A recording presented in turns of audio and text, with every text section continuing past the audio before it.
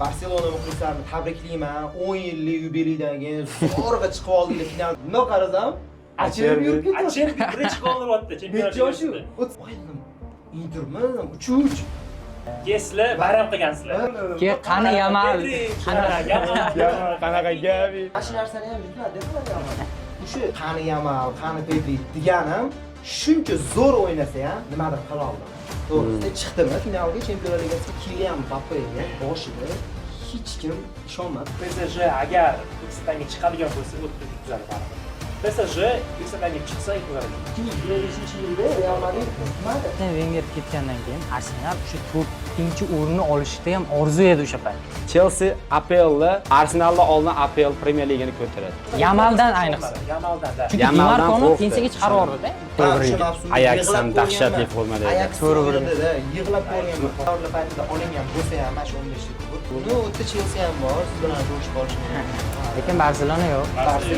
Yana 2 yil muhlat beraman Atletiga. Sanib mana o'zi. Men yana aytaman, Barselonaga hali bor. Hali bor. Shuvat aytaman, hali. Assalomu alaykum qadrli film muxlislari. Bugun bizda juda ham qiziq podkast bo'lyapti va bizning mehmonlarimiz Blancos UZB taxassus bilan tanilgan odam Abdulaziz va Chelsea oilasi publikni yutadigan bloger Abbosxon. Bugungi mavzularimiz albatta bu El Clasico, Real Madrid hamda Barselona. Undan keyin esa oldin topga da'vogarlar va Chempionlar Ligasini yarim finali hamda finallar haqida gapiramiz. Avvalambor xush kelibsizlar. Rahmat. Abdulaziz, sizga savolimiz, endi общий savol hozir bo'lyapti. Real Madrid nimaga bu mavsumda o'zi bunaqa yetarli problemalarga duch keldi?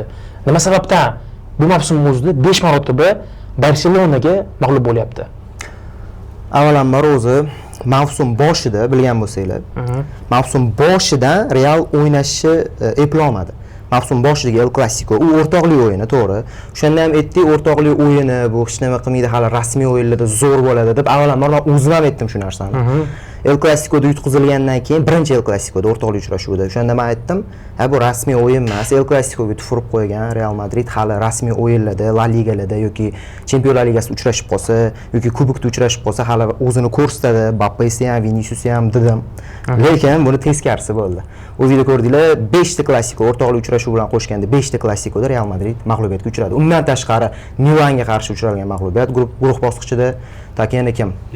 Lille, undan tashqari Liverpool, xullas Atalanta bilan qiynalib yutdi. Xullas bu mavsumda men o'ylaymanki, Real Madridning eng katta problemasi bu ashibkasi, ya'ni xatosi himoya. Himoya chizig'ida birinchi o'rinda Dani Carvajal, Paysimon endag'asi chiqib ketdi. Uzib oldi u. Yana Militao bilan Rudiger birga ikkalasi ta'min qiladigan himoyada birga o'ynaydigan eng kerakli glavniy fishkalar edi Real Madridda. Rudiger ham mana ketdi, yaqin orada Rudiger to'g'ri o'ynadi. Mavsum boshida bitta o'zi o'ynadi Asensio bilan birgalikda. Orada baribir Chouameni ham himoyaga o'tdi, markaziy himoyachi o'zini baribir himoyada yaxshi his qilmasdi-da. Xo'p, yana nima? Carvajal ketdi, uni o'rniga Lucas Vazquez bilasizlar, toza himoyachi emas baribir. U himoyaga faqat Zidan qo'yib qo'ygan, uni Zidan boshlagan himoyada o'ynatchi. Winger sifat. Lucas Vazquez baribir winger sifatida. Endi o'tgan mavsumda Nacho bor edi, bildirmayapti. Nacho bor edi, himoya chizig'i yo'q, tajribasi baribir bor Nachoni, ham u hujumga ham qatnasha olardi, Nacho hujumda ham o'ynay olardi. Lekin sof himoyachi edi, uni hujumga ham chiqib turardi. Hozir bo'lsa, men o'ylashim bo'yicha himoya eng glavniy narsa bu Realda himoya. To'ppa-to'g'ri aytyapsiz. Himoyasi rostdan ham mavsumning oxiriga sochilib ketdi desa ham bo'ladi. Rudiger, men o'ylashim bo'yicha bu himoyaning yuragi Rudiger edi. Shunaqa. O'zingiz ko'rib, 3-chi Clasicoda uje oyog'i to'xtab qolgan paytda, ya'ni uje bo'ldi, to'xtab degan paytida Rudiger shunday ham davom ettirayotdi o'ynashni. Oxirida sudyadan ushib ketdi. Nashr otib tashadi maydonga. Uni narsani ko'rdi. Men o'ylashim bo'yicha Rudiger bu mana shu himoyaning yuragi edi. Baribir mana shu oxirgi Clasicoda ham uni yo'liga bilindi. Asensioni bar tajribasi yo'q, bilib turibdi u narsa. Lekin kelajakda o'zini ko'rsatadi hali. Va bu yerda himoyani gapiryapmiz, baribir o'ylashim bo'yicha Carlo Ancelottining ham xatosi bor edi deb o'ylayman bu yerda. Chunki yozda deyarli hech qanday transferlar bo'lmadi, faqat Mbappeni olib kelishdi. Mbappe faktori bu yerda rostdan ham juda ham muhim, chunki uni egosi va jamoaga qo'shilgandan keyin o'zinglar ko'rdinglar boshida, mavsumni boshida qo'shila olmadi ham jamoaga. Atalantaga qarshi Superkubokni yutishdi-da. Lekin undan keyin o'sha Lilga qarshi o'yinda ham, Milanga qarshi o'yinda, Liverpoolga qarshi o'yinda ham tribunani tagida nima qilib turdi, o'zinglar ko'rdinglar narsani. Ya'ni 2 oy ko'rinmadi. Ko'rinmadi. Hozir to'g'ri La Ligada to'plar bo'lib turibdi, lekin o'ylashim bo'yicha Vinicius hamda Mbappe faktori juda ham muhim, chunki ular ikkalovi deyarli bir xil o'yinchida. Ikkalovi tezlik, dribling va udar. Men Vinicius bilan Mbappeni farqini hech qattiq bilmayman, to'g'risi. To'g'ri, bittasi mediumroq o'yinchi va Mbappe baribir zo'rroq bo'lishi mumkin, lekin Vinicius hamda Mbappeni deyarli farqi yo'q deb o'ylayman-da. Bitta farqi Mbappeda zarba. Zarbasi bor, ha. Mbappeni zarbasi bor. Viniciusda ham chiqib turadi, lekin unaqa o'xshamaydi. Ora-orada sekin tepib qo'yadi yoki aylantirmoqchi bo'lsa o'xshamay qoladi. Xullas, Mbappe bilan Vinicius babi aytadi-yu, bitta qozonda Shu to'g'ri shu. ikkita zo'r kalla qaynaydi deydi. Qo'shqora kallasi qaynaydi Shunaqa. Xullas, qaynolmadi bu mavsumda ikkalovi. Mana endi Rodrigo ketadi deyishyapti. Rodrigo ketishi mumkin deyishyapti. Xabi Alonso hujumda, lekin 3-4-3 sxemani tanlayapti Xabi Alonso. Men eshitishim bo'yicha shunaqa. 3 ta himoya, 4 ta markazda, 3 ta hujumda. 3-chi hujumchi kim bo'ladi deb o'ylaysiz? Virtus kelarmikan? Virtusni City nima olyotdi menimcha. Liverpool bilan ham shartnoma borasida gaplashib ko'rdik. Virtusga hozir butun Yevropa top klublari Rodrigo ketsa baribir o'ng qanotga hujumchi kerak bo'ladi. Brahim Diaz baribir unaqa. Abdulaziz Gullerda o'ynataman demadimi? Ne Güler ham bo'lishi mumkin. Alonso Gullerda. Brahim Diaz Asensioga o'xshaydi o'yinchi deb bilaman. Zaxiradan tushib nisbatan o'yinni jonlantirib beradi. Marko Asensioga o'xshaydi. Qo'ysa o'ynamaydi. to'g'ri. Mana sizga savolim, nega Rodrigo ketish kerak edi, Vinicius emas? O'zingiz turibsiz hozir bitta qayiqda ikkita kapitan bo'lmaydi baribir, to'g'rimi? To'g'ri. Ikkalovini ham egosi bor. Viniciusning ham, Mbappeni ham egosi juda ham katta. Men o'ylashim bo'yicha Milanni ham, Liverpoolga qarshi o'yinda ham mana shu ikkalovi bir-bilan chiqishmaganligi uchun sal anaqa bo'ldimi deyman-da. Oxirgi klassikoda ko'rdik, tandem sal o'xshadi, bir-biriga pas berib anaqa qilishdi. Men o'sha hat-trickni ham sal Vinicius yordam tegdi Mbappega baribir. Nega Vinicius emas, Rodrigo ketish kerak? Men o'ylashim bo'yicha Vinicius bu yerda sal qo'shilmayapti jamoaga. Mbappe kelgani uchun.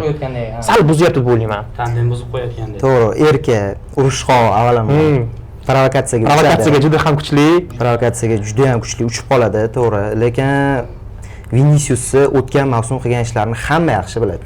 U payt to'g'ri Mbappe yo'q edi, o'zi tipa jamoani oldinga tortayotgan bir lider edi, lekin hozir Mbappe bilan Vinicius chiqisha olmayapti davomimiz-yu. El Clasicoda qarang. Viniciusni bergan pasi Trivela bilan Mbappega, ikkinchisida ham yana pas berdi Mbappega. To'g'ri, Rodrigo ham zo'r, yomon emas. Men yomon deya olmayman Rodrigoni, lekin chap qanotga Vinicius idealda tezlik bo'yicha. Balkim keyingi mavsumda zo'r bo'lib ketar. Mbappe уже o'rtaga tushib bo'ldi. Chap qanotga baribir qo'ymaydi Xabi Alonso. 9liga o'tib bo'ldi, baribir chap qanotga qo'ymaydi. Vinicius, men o'ylashim bo'yicha Vinicius baribir qoladi. O'rtada, markazda Winger Mbappeni o'ytadi, chap qanotga Vinicius qo'yadi. O'ng qanotga menimcha Güler shu aytganlarda Güler o'ynatsa kerak. Qarang, Kylian Mbappega boshida hech kim ishonmadi. To'g'risini aytganda muxlislar yoqtirmadi Mbappeni. Realga tushmadi deyishgan odamlar bo'ldi. Realga umuman mos tushmadi. Vinicius o'zi ham yaxshi. Vinicius orada hat-tricklar qildi-yu, Dortmundga qarshi bo'lsa. Vinicius mana ochilib ketdi. Tortib ketdi orada bir qo'shini. Bu mavsum Vinicius 11 ta gol, 7 ta assist adashmasam. Kylian Mbappe 28 ta gol, 3 ta assist. Kechagi goli bilan общий hisobda Real Madrid tarkibida 40 ta gol urdi. Hozir shu paytda gapirgan odamlar yo'q-da, og'iz shunday yopilgan. Mbappe tushmaydi degan odamlar juda ham ko'p bo'ldi. Men o'shanda aytdim, Instagram sahifamga video ham qo'ydim. Mbappeni bekor gapiryapsizlar. Oxirigacha tomosha qilinglar. Mavsum oxirida bu qo'pol aytganda monster bo'lib ketadi, hayvonga aylanib ketadi dedim. Shu narsa bo'ldi. Mbappe debyut o'yinida Cristiano Ronaldo rekordini yangiladi mana. Cristiano Ronaldo debyut mavsumida. Debut mavsumida Cristiano Ronaldo o'yinda kamroq edi baribir. Men o'ylashim bo'yicha Kylian Mbappe keyingi mavsumda markazda mutlaq 9lik bo'ladi. Vinicius chapda va o'sha Gülerni Xabi Alonso yosh bolaga imkon bersa kerak. Chunki Carlo Ancelotti juda ham kam vaqt berdi Gülerga, juda ham kam. Güler qancha bir 1300 daqiqa, 1400 Ma, Saloh daqiqa Saloh o'ynadi. Ha. Saloh Da, o'shani ko'rdinglar ko'rsatdim. hammaylar. Bundan 2000 daqiqa ham o'ynamadi-da Gullar, lekin goli bor. Adashmasam 5 ta 6 ta gol urdi-da Gullar, kuboklarni hisoblaganda. Gullar tushgan o'yinlarda lekin yaxshi o'ynadi. Ancha Ancelotti yaxshi o'zi o'ynadi. tarixan ham yoshlarga biror marta ishlagan, ishonganini bilmayman. Ko'pchilik Vinicius Juniorga bunday deyapti. Vinicius Junior men birinchi o'yinni ko'rganimda ajoyib futbolchi edi. Haqiqatan dribling, tezlik borasida ham zo'r edi. Faqat zarbasiga aniqlik yetishmasdi. Yana bitta Abdulaziz aka aytayapti, nima deyapti? Mbappe 9 deb bo'lgani yaxshi, Vinicius o'tgan mavsum zo'r edi. Viniciusni Zidan nimaga tushirmagan? O'sha paytda Mariano Diaz degan qo'pol qilayotganda penaltini ham, penaltini ham to'g'ri tepa olmaydigan. Yarimta jon Eden Hazard bor edi. Lekin Zidan o'sha paytda Vinicius Juniorga ishonmasdi. Yoki Mariano Diaz yoki bo'lmasa Eden Hazardga ishonadi. Nimaga? Chunki Zidan futbol tarixidagi eng tartibli futbol tarafdori bo'lgan murabbiylardan biri. Vinicius bu xarakterni bilgan, chunki u bilan ishlagan, maydon ichida ham, maydon tashqarisida ham. Shuning uchun bu mavsum maydonga tushdi, Modric bo'lsin, Ancelotti bo'lsin, Bellingham bo'lsin, umuman hech kim gapini olmadi. Zidan bu narsani bilgan, shuning uchun Viniciusga ishonib turib, unga bir winger sifatida ishonib, mana shu qanot bunga 100% ishonib, mana shuni ustiga futbol qursa bo'ladi degan tushuncha bo'lmagan Zidanda. Meni fikrlashim shu.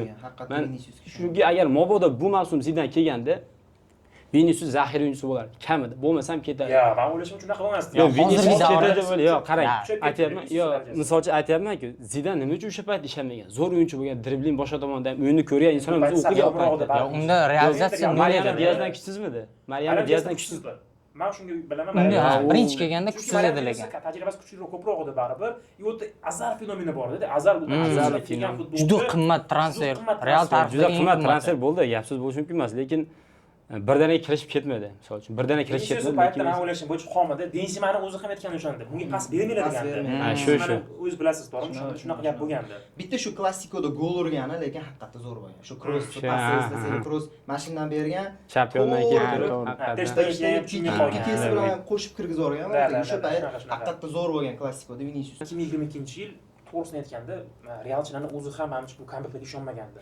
Cityga To'g'ri, qarshi to'g'ri. comeback Hech kim ishonmagandi. Hech kim ishonmagandi. Kutilmaganda judayam. 99% u 1% u просто Chelsiga bomba qarshi narsa. comeback ham. Chelsiga qarshi comeback. Undan oldin Faqat PSG Chempionlar Ligasida emas, bu La Ligada ham. La Ligada ham bo'lgan. Sevillaga La qarshi. Villarrealga qarshi Villarrealga dahshatli qarshi hujum o'yindi. haqiqatan. Xullas 2022-yildagi Real Madrid hozirgi Barselonaga o'xshab ketadi. O'xshab ketadi. Kambeklar tomonidan. Comebacklar tomonidan. Barselona tan olishim kerak, haqiqatda juda ham ko'p comeback bor.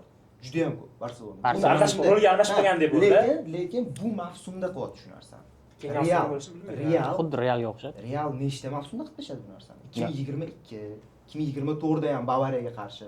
Xo'p, yana nimani aytsak bo'ladi. Undan tashqari 2014-yilda boshlaydi. Mayli, o'zi 2014dan boshlagan, Ramos paytdan boshlagan. Atletico Madridga Sergio Ramos 90+3-daqiqada gol urishi. U yog'iga keyin ketdi 2015da yana Atletico Madridga, 2016da ham bo'lgan, 2017-yilda Bavariyaga yutqizayotgan joyda comeback qilib ketishgan. 2018-yilda Juventus Lukas Vazquez va Shada Xalkasiga penalti. Unda nabarot Juventus comeback qilgan-ku. Comeback qilgan.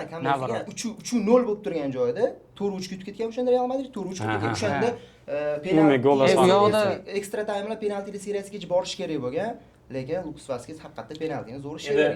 Hozir Ishlab bergan. ijtimoiy sahifalarda juda ham ko'p videolar yuribdi. Endi Realchilar o'zi ham ko'rsa kerak. Menimcha hamma biladi bu narsani. O'sha yerda mana shu Real comebacklarida 3 yilda. bormidi yoki yo'qmidi? Men tan olib aytadiganlarim bor. 2017 masalan Bavariya. Bavariya. Barselona Ronaldoga uzatgan pasi bu yaqqol. Sergio Ramosda o'sha 16 tashqarisidan ichkariga uzatganda Ronaldo go'dasini to'xtatadi. O'sha payt ofsayd bor edi. Lekin degan joyi bor. U yoqda men o'sha golni hisoblamaganda ham Real baribir urgandi undan keyin. Esingizda urganda 2-2 bo'lib turgandi baribir. Endi o'shani olib tashlaganda ham Bavariya yutdi hisob degani emas-da. Baribir comebacklarni bo'lisiz. Endi u yoqda gol faktori ham bor-da, u qanaqa o'ynardi. Masalan, u gol o'sha yerda U gol motivatsiya bo'lgan demoqchisiz. Lukas Vazquez unda rostdan ham ishlab berganda unda. Yo'q, ishlab bergan degan joyda ham qarang, o'shanda Aleksandromida Xalkasiga Kichkina anaqa bo'lgan, ozgina, lekin unaqa darajada 100% lik penalti yo'q edi yo'qda. Menimcha 70 ga 30 edi yo'qda. bo'lganda ham Buffon o'zini chiqib ketish kerak emasdi, lekin. Lekin o'zini ham jamoa lideri bo'lib turib, u слишком anaqa agressiv berib ketgan. Balki o'sha paytda ochib ketishi mumkin edi. Balki olib ketishi mumkin edi. Undan keyin Chelsea tushganda endi уже o'yin hal edi-da, penalti urilsa, уже o'yin tugurdi shunda. Yo'q, Buffon ochib ketishi mumkin edi. Buffon ochib ketishi mumkin. Chunki Peter Cech 2012-yil Bavariya bilan o'yinda olib chiqib ketgan. Olib chiqib ketgan. Penalti seriyasi 93 va 92-daqiqada penalti berilgan. Robben tepgan, Peter Cech olib chiqib ketgan. Katta darvozabola va muhim nimalarda o'ynaydi. To'g'ri aytasiz. Endi bo'lishi mumkin. Endi bu mavsumdagi Real haqida gapiradigan bo'lsak, yozda o'sha juda ham katta Perez tomonidan menimcha xatoga yo'l qo'yildi deb o'ylayman. Transferlarda, aynan transferlarda pul ayash qanaqadir bor-da, Realda bor. Shu narsasini Pulni ayash bor-da. Yo'q, pul ayash, nega pul ayash? Men o'ylashim bo'yicha Perez bu yerda boshqa narsa qilgan. Perez menimcha tekinga olib kelamiz degan. deb o'ylagan. O'zimizni sistemamiz bo'yicha, o'zbek Qaysi sistemamizda himoyachiga qiziqdi? Men eslolmayman qaysidir himoyachiga qiziqqanini. Himoyachi emas, uni o'rniga Mbappega qiziqyapti. Sadazan bu Realni siz mavsum boshlanishidan oldin Realni himoyasi bitumadi lekin. Yana kerak edi-da. Qishki transferlarda ham normali qiziqqani yo'q lekin. O'zinglar ko'rdinglar. Alaba уже nima edi? Уже Alaba tuga bo'luvdi aka. Militao ham bir marta Hojsimon Уже Alaba paydan kelganiga ketgan necha yil bo'ldi? 3 yil bo'ldimi? 2023 da kelgan. 2023-yil kelgan. 2 yil bo'ldi. 2022 o'ynagan. 22 Chempionlar Ligasida. Lewandowskiga baribir ketgan. Mashhur gol o'ynadi-da, inshoollosi ikki yil bor, o'ynadi. stol ko'tarib. 3 yil bo'lyaptimi shunda? Alaba уже tugadi deb 4-chi. o'ylagan, уже Alaba ham ketsa kerak. Hojsimon paydan keyin Alaba- yoshi katta futbolchi Alaba bilan уже- to'g'ranish qiyin. Hojsimon paydan keyin yoshi kattalar. Carvahalga ham hali 100% javob berilmaydi. Rodri nisbatan yosh. Asensio chiqib keldi baribir. Bu degani men o'ylashim bo'yicha baribir agar Carvajal o'shanda jarohat olmaganida endi bilmadim qanaqa o'yin bo'lardi. Carvajal darajasi ham sezildi baribir. Endi u ham jamoada o'rni bor Real Madridda. El Clasico'da o'zinglar ko'rdinglar. Lukas Vaskesni shunday yeb qo'yishdi-da. To'ppa-to'g'ri. Hamma El Clasico'da desak ham bo'ladi, bitta o'yin emas. Deyarli hammasi. Vaskes tushgan hamma El Clasico. Yo'q, lekin oxirgi o'yinda Real yomon o'ynamadi. Real yomon Ikkita o'ynamadi. oxirgi El Clasico'da yomon o'yin ko'rsatmadi Real Madrid. Ikkinchi taym, ikkinchi taym zo'r bo'ldi. himoyasi bilindi o'sha payt. Ha, Barsani himoyasi o'ta rasvo. Hozir Realda men gapiryapmiz-ku, lekin bor bo'lsa ham, Kubarsi, Inigola bo'lsa ham, lekin bari rasvo Barsani. Pensiya chiqib ketadigan futbolchi o'ynatyapti. Chunki har doim Flickda o'yin tizgini qanaqa? O'sha pressingda chiqib qolishyapti. O'sha Inigo ham oldinga chiqib qolyapti-da, orqada qayta olmayapti o'sha. Qari futbolchi. Shunday. Offside liniyasiga ham Kubarsini bir o'zi qolib ketyapti. U yoqda o'sha Martinni ko'rdik, qancha xato qildi. Shunaqa. Araujo ham Balde yo'qligi bilindi, menimcha. Eng katta. Balde kunda ikki qanot yo'qligi bilindi. Araujo lekin borligi bilinmadi bu mavsum. Ha, Araujo jarohatda o'tdi endi. Yo, umuman Dashi o'zi o'tirgan yaxshi ekan jarohatda. Tushgan o'yinlarda qovun tushirdi. Menimcha Realda o'sha men bu oxirgi o'sha nimada El Clasico'da yaxshi o'ynagani foni bu menimcha Barselonani o'sha charchoq holati va himoyachilarda o'sha qo'pol xatolar deb o'ylayman. Endi Lekin Barsa baribir o'sha Realchilar ham menimcha bilib turishuvdi, yana yutishi anaqa qo'rqib turishuvdi deb o'ylayman. Ancelotti keladigan bo'lsa, Ancelotti yozda qanaqa transferlar qilish kerak edi, Abdulaziz? Nima deb o'ylaysiz? Masalan, mana shu mavsum endi bari gaplashadi-ku, men Perez bilan gaplashadi. U Perez mana so'rasa kerak, qanaqa futbolchi olib kelib beraylik deb so'rasa kerak. Nisbatan ham murabbiyni ma'lum. Qanaqadir shu normal mid holat futbolchi olib kelib berish kerak. Chunki Chempionlar Ligasini, La Ligani yutib berdi haqiqatan. Nima deb o'ylaysiz shu narsani? Ancelottining xatolari juda ham ko'p. Meni fikrim, men Ancelottini ayblamayman, to'g'risi. Ancelotti baribir Florentino Perezga aytadi, prezidentga. Chunki prezident transfer qilib beradi. To'g'risi, prezident transfer qilib beradi. Ancelotti Florentino Perez avvalambor shu mavsumda Arnoldni olib kelish kerak edi deb o'ylayman. Kishi o'zida olib kelish kerak edi. Ozgina pul berib bo'lsa. Kishi o'zida yanvarda transfer ochiladi, 1 oylik transfer. O'sha paytda olib kelish kerak edi deb o'ylayman himoyaga. Ancelotti baribir aytgan, menda himoyachi yo'q degan. Himoyachi konkretni yo'q edi. Rudiger o'zi, Asensio bo'ldi. Chap qanotga Mendy ham Xurstalda, Vallejo u qirol. Martinga o'xshabmi? Shunaqa u Realga qirol. kelajak bo'ladi qanaqasi? Prezidentda. U Mendy ham Xurstal, to'g'risini aytaman, sinib qovuradi. Shunaqa, Bu shunaqa. o'yinga ketib qoladi Mendy ham. Fran Garcia tezligi bor, lekin miya yo'q. Fran Garcia tez juda ham tez, lekin miya yo'q unda. Crosslarga yetib bormayapti. Jismonan ham nisbatan baquvvat o'yinchi. Lukas ham hujumkor, lekin atbor yo'q unda. Yo'q, umuman olib qo'ya olmaydi. Hujum qilayotganda Yamalni maqtashadi, Lukas Vaskes, Rafinhani maqtashadi birinchi o'yinda Santiago Bernabeu. Ikkinchi oxirgi o'yinda ham Lukas Vaskes xatosi bilan 4-3 bo'lgan. Agar shu Lukas Vaskes xatosi bo'lmaganda, balkim 3-3 bo'lardi. 3-3 balkim Ligada qolardi. Da, balkim 3-3 bo'lgan bo'lardi. Lekin Lukas Vaskes baribir o'sha himoyachi emasligini bildirib qo'ydi bu mavsumda. Lekin shunaqa deymiz-a, o'tgan mavsum Vaskes o'ynadi-da. Yo, to'g'ri, mana shu gapga qo'shilaman. 100% qo'shilaman. Faqat Lukas Vaskesga bog'liq emas. Bavariyaga qarshi Vaskes o'ynagandi o'tgan mavsumda. Allianz Arenada. Hozir ham ko'rsangiz bo'ladi, o'sha paytdagi tarkibda Bavariyaga qarshi Karvaxal tushmagandi. Karvaxal o'rtaga o'tgan. Borussiya Dortmundga qarshi gol urdi, 5-3 kambekda, 5-2 kambekda. Vaskes o'ynagandi, Nacho bilan birga. Endi Vaskes ham bu mavsum bo'ldi, xayrlashamiz. Modric yana 1 yil qolaman deyapti. Ya, Modric уже Jani o'tdi to'g'risiga. Xabi ikkalasi jamoani olib borsa yaxshi bo'lardi menga lekin. Ana Modric уже karyerasini tugatib, o'sha Xabi Alonsoga yordamchi tenga bo'lib. Shunaqa bo'lsa yaxshiroq. Mana shundan shuni yaxshi. Sonsiga ketishi mumkin ekan, Sonsiga ketadigan gaplar chiqadi. Lekin Xabi Alonso ham yana 1 yil taklif qilyapti-da Modricga.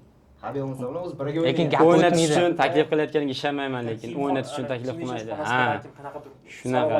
Balki men yordam berar. Lekin aksincha bo'lishi ham mumkin, gap o'tmasligi ham. Lekin qarang, mana hamma Lukas Vaskesni nima qilyapti, aybdor qilyapti, boshqa qilyapti. Men Realni bu mavsumgi o'yini haqida ikkita fikr bildiraman. Realda ikkita toifa o'yinchilar o'ynadi. Birinchisi titel yutgisi kelgan o'yinchilar o'ynadi. Haqiqatdan bu 100% Mbappedan boshlaymiz. Ikkinchisi jamoani sidqi bilan yaxshi ko'rgan o'yinchilar o'ynadi. Qolgan toifadagilar o'zi Chempionlar Ligasini yutib oldi, La Ligani yutib oldi, o'tgan mavsum 5 ta 6 talab titellarni yutib oldi. Nisbatan Cityni misol qilib olsak bo'ladi. O'tganligi Fodenni bu 10 dan biri ham yo'q. To'g'ri. O'tganligi De Bruyne'ni paslar qani? O'tganligi De Bruyne pas. Bitta Rodri, bitta markaziy yarim himoyachi bilan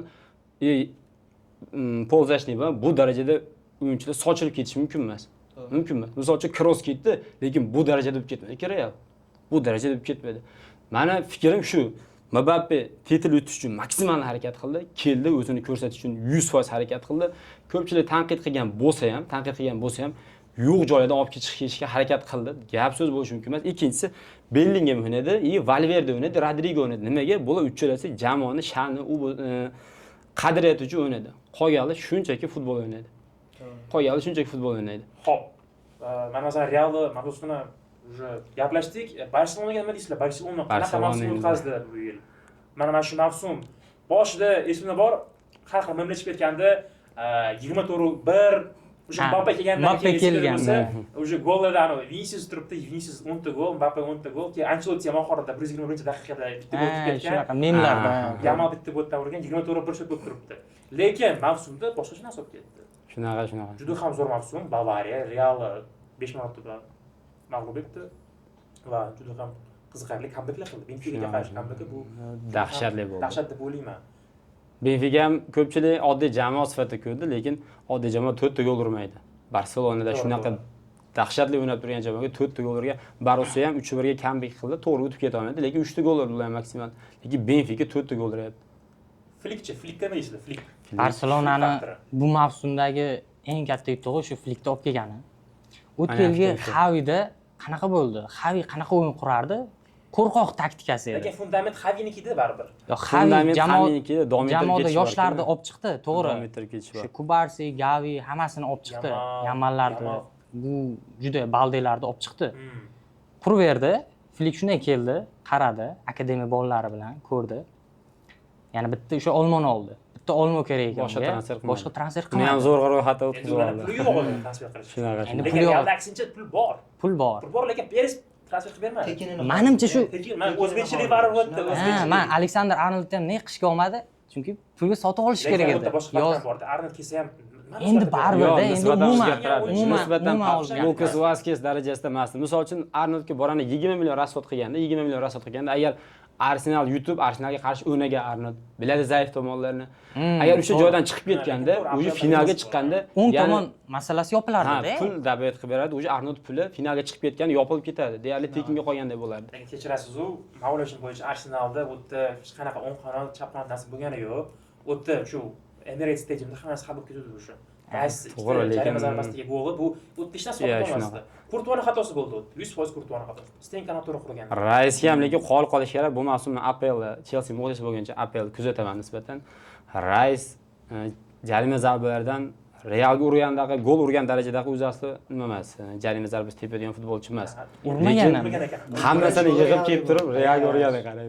Papa birinchi jarimasini Barsaga urgandi. Shunaqa. Lekin Real Madrid bitta tarafiga qolish kerak.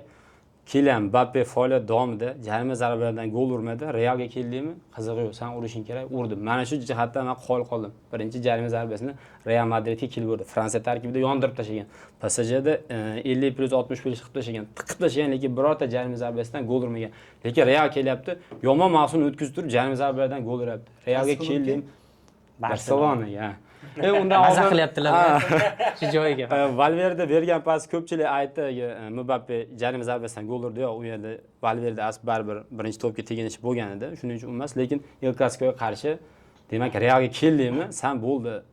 Qanaqa pozitsiyada o'ynashdan qat'iy nazar g'alaba qilishing kerak. Shunaqa Barsaga nisbatan. Barselona bu mavsumda o'sha gapni yakunlab olay. O'sha Flickni gapiradigan bo'lsak, Flick nimalar qildi? O'sha ofsayd liniyasini olib keldi jamoaga. Birinchi olib kelgan narsa shu bo'ldi. Yana Xavidan tashqari, Xavi qilgan narsadan boshqa narsalarni qildi. Ya'ni o'sha pressing o'ta darajada, o'ta yuqori. Oldin yo'q edi, Xavi davrida umuman yo'q edi. Lekin Ikkinchi Atletiko olib qolgandi o'tgan mavsum. Qo'pol bo'lsa ham Atletiko. O'zi hamma shu yutqizishlar pastda bilasizlar-ku, o'zi Chempionlar Ligasida bu qanaqadir nima deb bo'ladi? Stabil holat. Shunaqa deb chiqdilar-da. Bu stabil holat degan bo'ladi. Ba'zida qanaqa bo'lishi kerak bo'lsa-da, 10 yildan rostdan ham bu stabil holat bo'lib qoldi. O'sha birinchi Juventus, birinchi Atletiko, keyin Juventus, 2016. Romadagi Liverpool trendni uzatganmiz. Yevropa Ligiga tushib ketish. Eintrachtdan chiqib ketish juda ham dahshatli. Lekin mana shu Flick kelgandan keyin men o'yladimki, rostdan ham Barselonani shu sal o'yin qurishi o'zgardi. Yo, to'g'ri. Birinchi bo'lib olib kirgan narsa bab ofsayd ushlash bo'ldi. Keyin Yamalni ko'rdik. Mavsum o'rtasida ozgina yo'qolib qoldi. Mavsumni dahshat boshladi va mavsum o'rtasiga kelib turib ikkinchi o'rin bilan La Ligani tugatdi mavsum o'rtasida. Real birinchi o'ringa chiqib oldi. Hozir gigant bo'lib ketdi Yamal. Olish kerak, lekin o'tgan mavsum shu yo'q edi-da. Yamalni Xavi davrida yo'q edi. Aytsa ham odam qilgani Flick bo'ldi. Shunaqa. Faqat Yamal emas, men o'ylashim uchun Pedri, Rafinha o'tgan mavsum qayerda edi? Rafinha yo'q edi. Casado degan o'yinchini kashf qildi. Casado Saudiga ketishi mumkin edi. Hatto ketish kerak deb gapirdi. 28 yoshli futbolchi. Hozir 18 ta La Liga. 6 to'pga da'vogar. Asosiy da'vogarlardan bo'lib turibdi. Rafinha jismonan baquvvat o'yinchi. O'zi aslida Xavini xatosi deb o'ylayman, uni ochmasligi. Men o'zim Chelsea muxlisi bo'lganman. 2022-yil Chelseaga transfer bo'lish kerak bo'lgan Leeds Uniteddan. Rafinha o'tish kerak bo'lgan, keyin u yoqqa o'tib ketgan. Kunda ham xuddi shunda Chelseaga transfer bo'lish kerak bo'lmagan. Men o'yinchilar kuzatganman. Haqiqatan jismonan baquvvat o'yinchi Rafinha. Leeds United o'sha mavsum yutqizgan o'yinlarda ham Arsenal bo'lsin, City bo'lsin, Chelsea bo'lsin, Liverpool bo'lsin qiynagan, обязательно qiynagan. Va bu qiynoq rolda asosiy figura Rafinha bo'lgan. Orada 2 yil o'yini chiqmadi. Men Barselona guruh ko'p chatlada yuraman, aylanib tortishardim. Rafinha zo'r futbolchi desam kerak emas, u xato bo'ldi, u jang qiladi. Sam Glans Barselonani yaxshi ko'radi. Yaxshi ko'radi. Barsaga o'zi shu yuragini berib shunaqa o'yinchilar kerak. Biz Barselonada shunaqa o'yinchilar ko'pincha ochib ketadi. Lekin baribir u Rafinhani pozitsiyasi emas, chap qanot biz bilib turibmiz, u Rafinha o'ynamaydi. Xuddi Lukas Vazquez Carvajal o'rnida o'ynamayapti. Lekin hozir chap qanotni egasi shu bo'lib qoldi. Nafaqat u yoqda, hali Braziliyada ham o'ynashi mumkin даже. Nisbatan yashini 9 degan bo'lib turib. Paysani bermaydi baribir. Carlo Ancelotti erkatoy. Ha, o'ziniki olib boradi-da. To'g'ri. Rafinha baribir o'ylashim bo'yicha Barselona qanaqa transfer qilish kerak, shuni yashini 9 deb bo'ladimi? Uni olib kelish kerak chapga baribir. Lekin Rafinha baribir o'tdi. Keyingi mavsum qanday bo'lishi bilib bo'lmaydi masalan. Lekin Rafinhani sotib bo'lmaydi-da. 6 to'pga da'vogar futbolchi, eng yaxshi futbolchi bo'lyapti. Muhammad Salah shartini uzaytirdi-ku, Liverpoolda eng nima bir sotmasa kerak, lekin baribir ana zaminadan tushib yoki bir nima qilsa bo'ladi. Qanaqadir variant olib kelsa bo'ladi-da, to'g'ri. Lekin o'ylashim bo'yicha baribir u pozitsiya 9 deb olmasa, Rafinha nisbatan 9 deb o'ynatadi balkim. Endi u mavsum oxirida yashini 9 degan bo'lib o'ynadi. Lewandowskining ortida turib boshqa. Gyokerishga qiziqyapti. Chunki Balde tepaga chiqib ketdi. Balde o'tdi, chap qanot winger ham bo'lib berdi-da, Balde tepaga chiqib ketdi, keyin Rafinha pastga tushyapti Lewandowskining orqasiga. Xavi Balde juda ham katta yordam berdi. Gavini winger sifatida o'ynatgan. O'sha mavsum Rafinha bor edi. Gavini winger sifatida o'ynatgan. To'g'ri, balkim ish bergandir, lekin Gavi winger bo'lgandan keyin, u yarim himoyachi winger bo'lgandan keyin nisbatan Atletico sifatida o'yinni ko'rdik. Misol uchun Barselona muxlislari o'tgan mavsumda La Ligani yutgan mavsumda ham Xavini maza qildi deb o'ylamayman. Shunaqangi Simeonening futbol ochilyapti. Simeone misol uchun 3 ta 4 ta gol urish oddiy qolib qolyapti. Atletico o'yin ochilyapti. Barselona orqaga qarab ketyapti. Aksincha.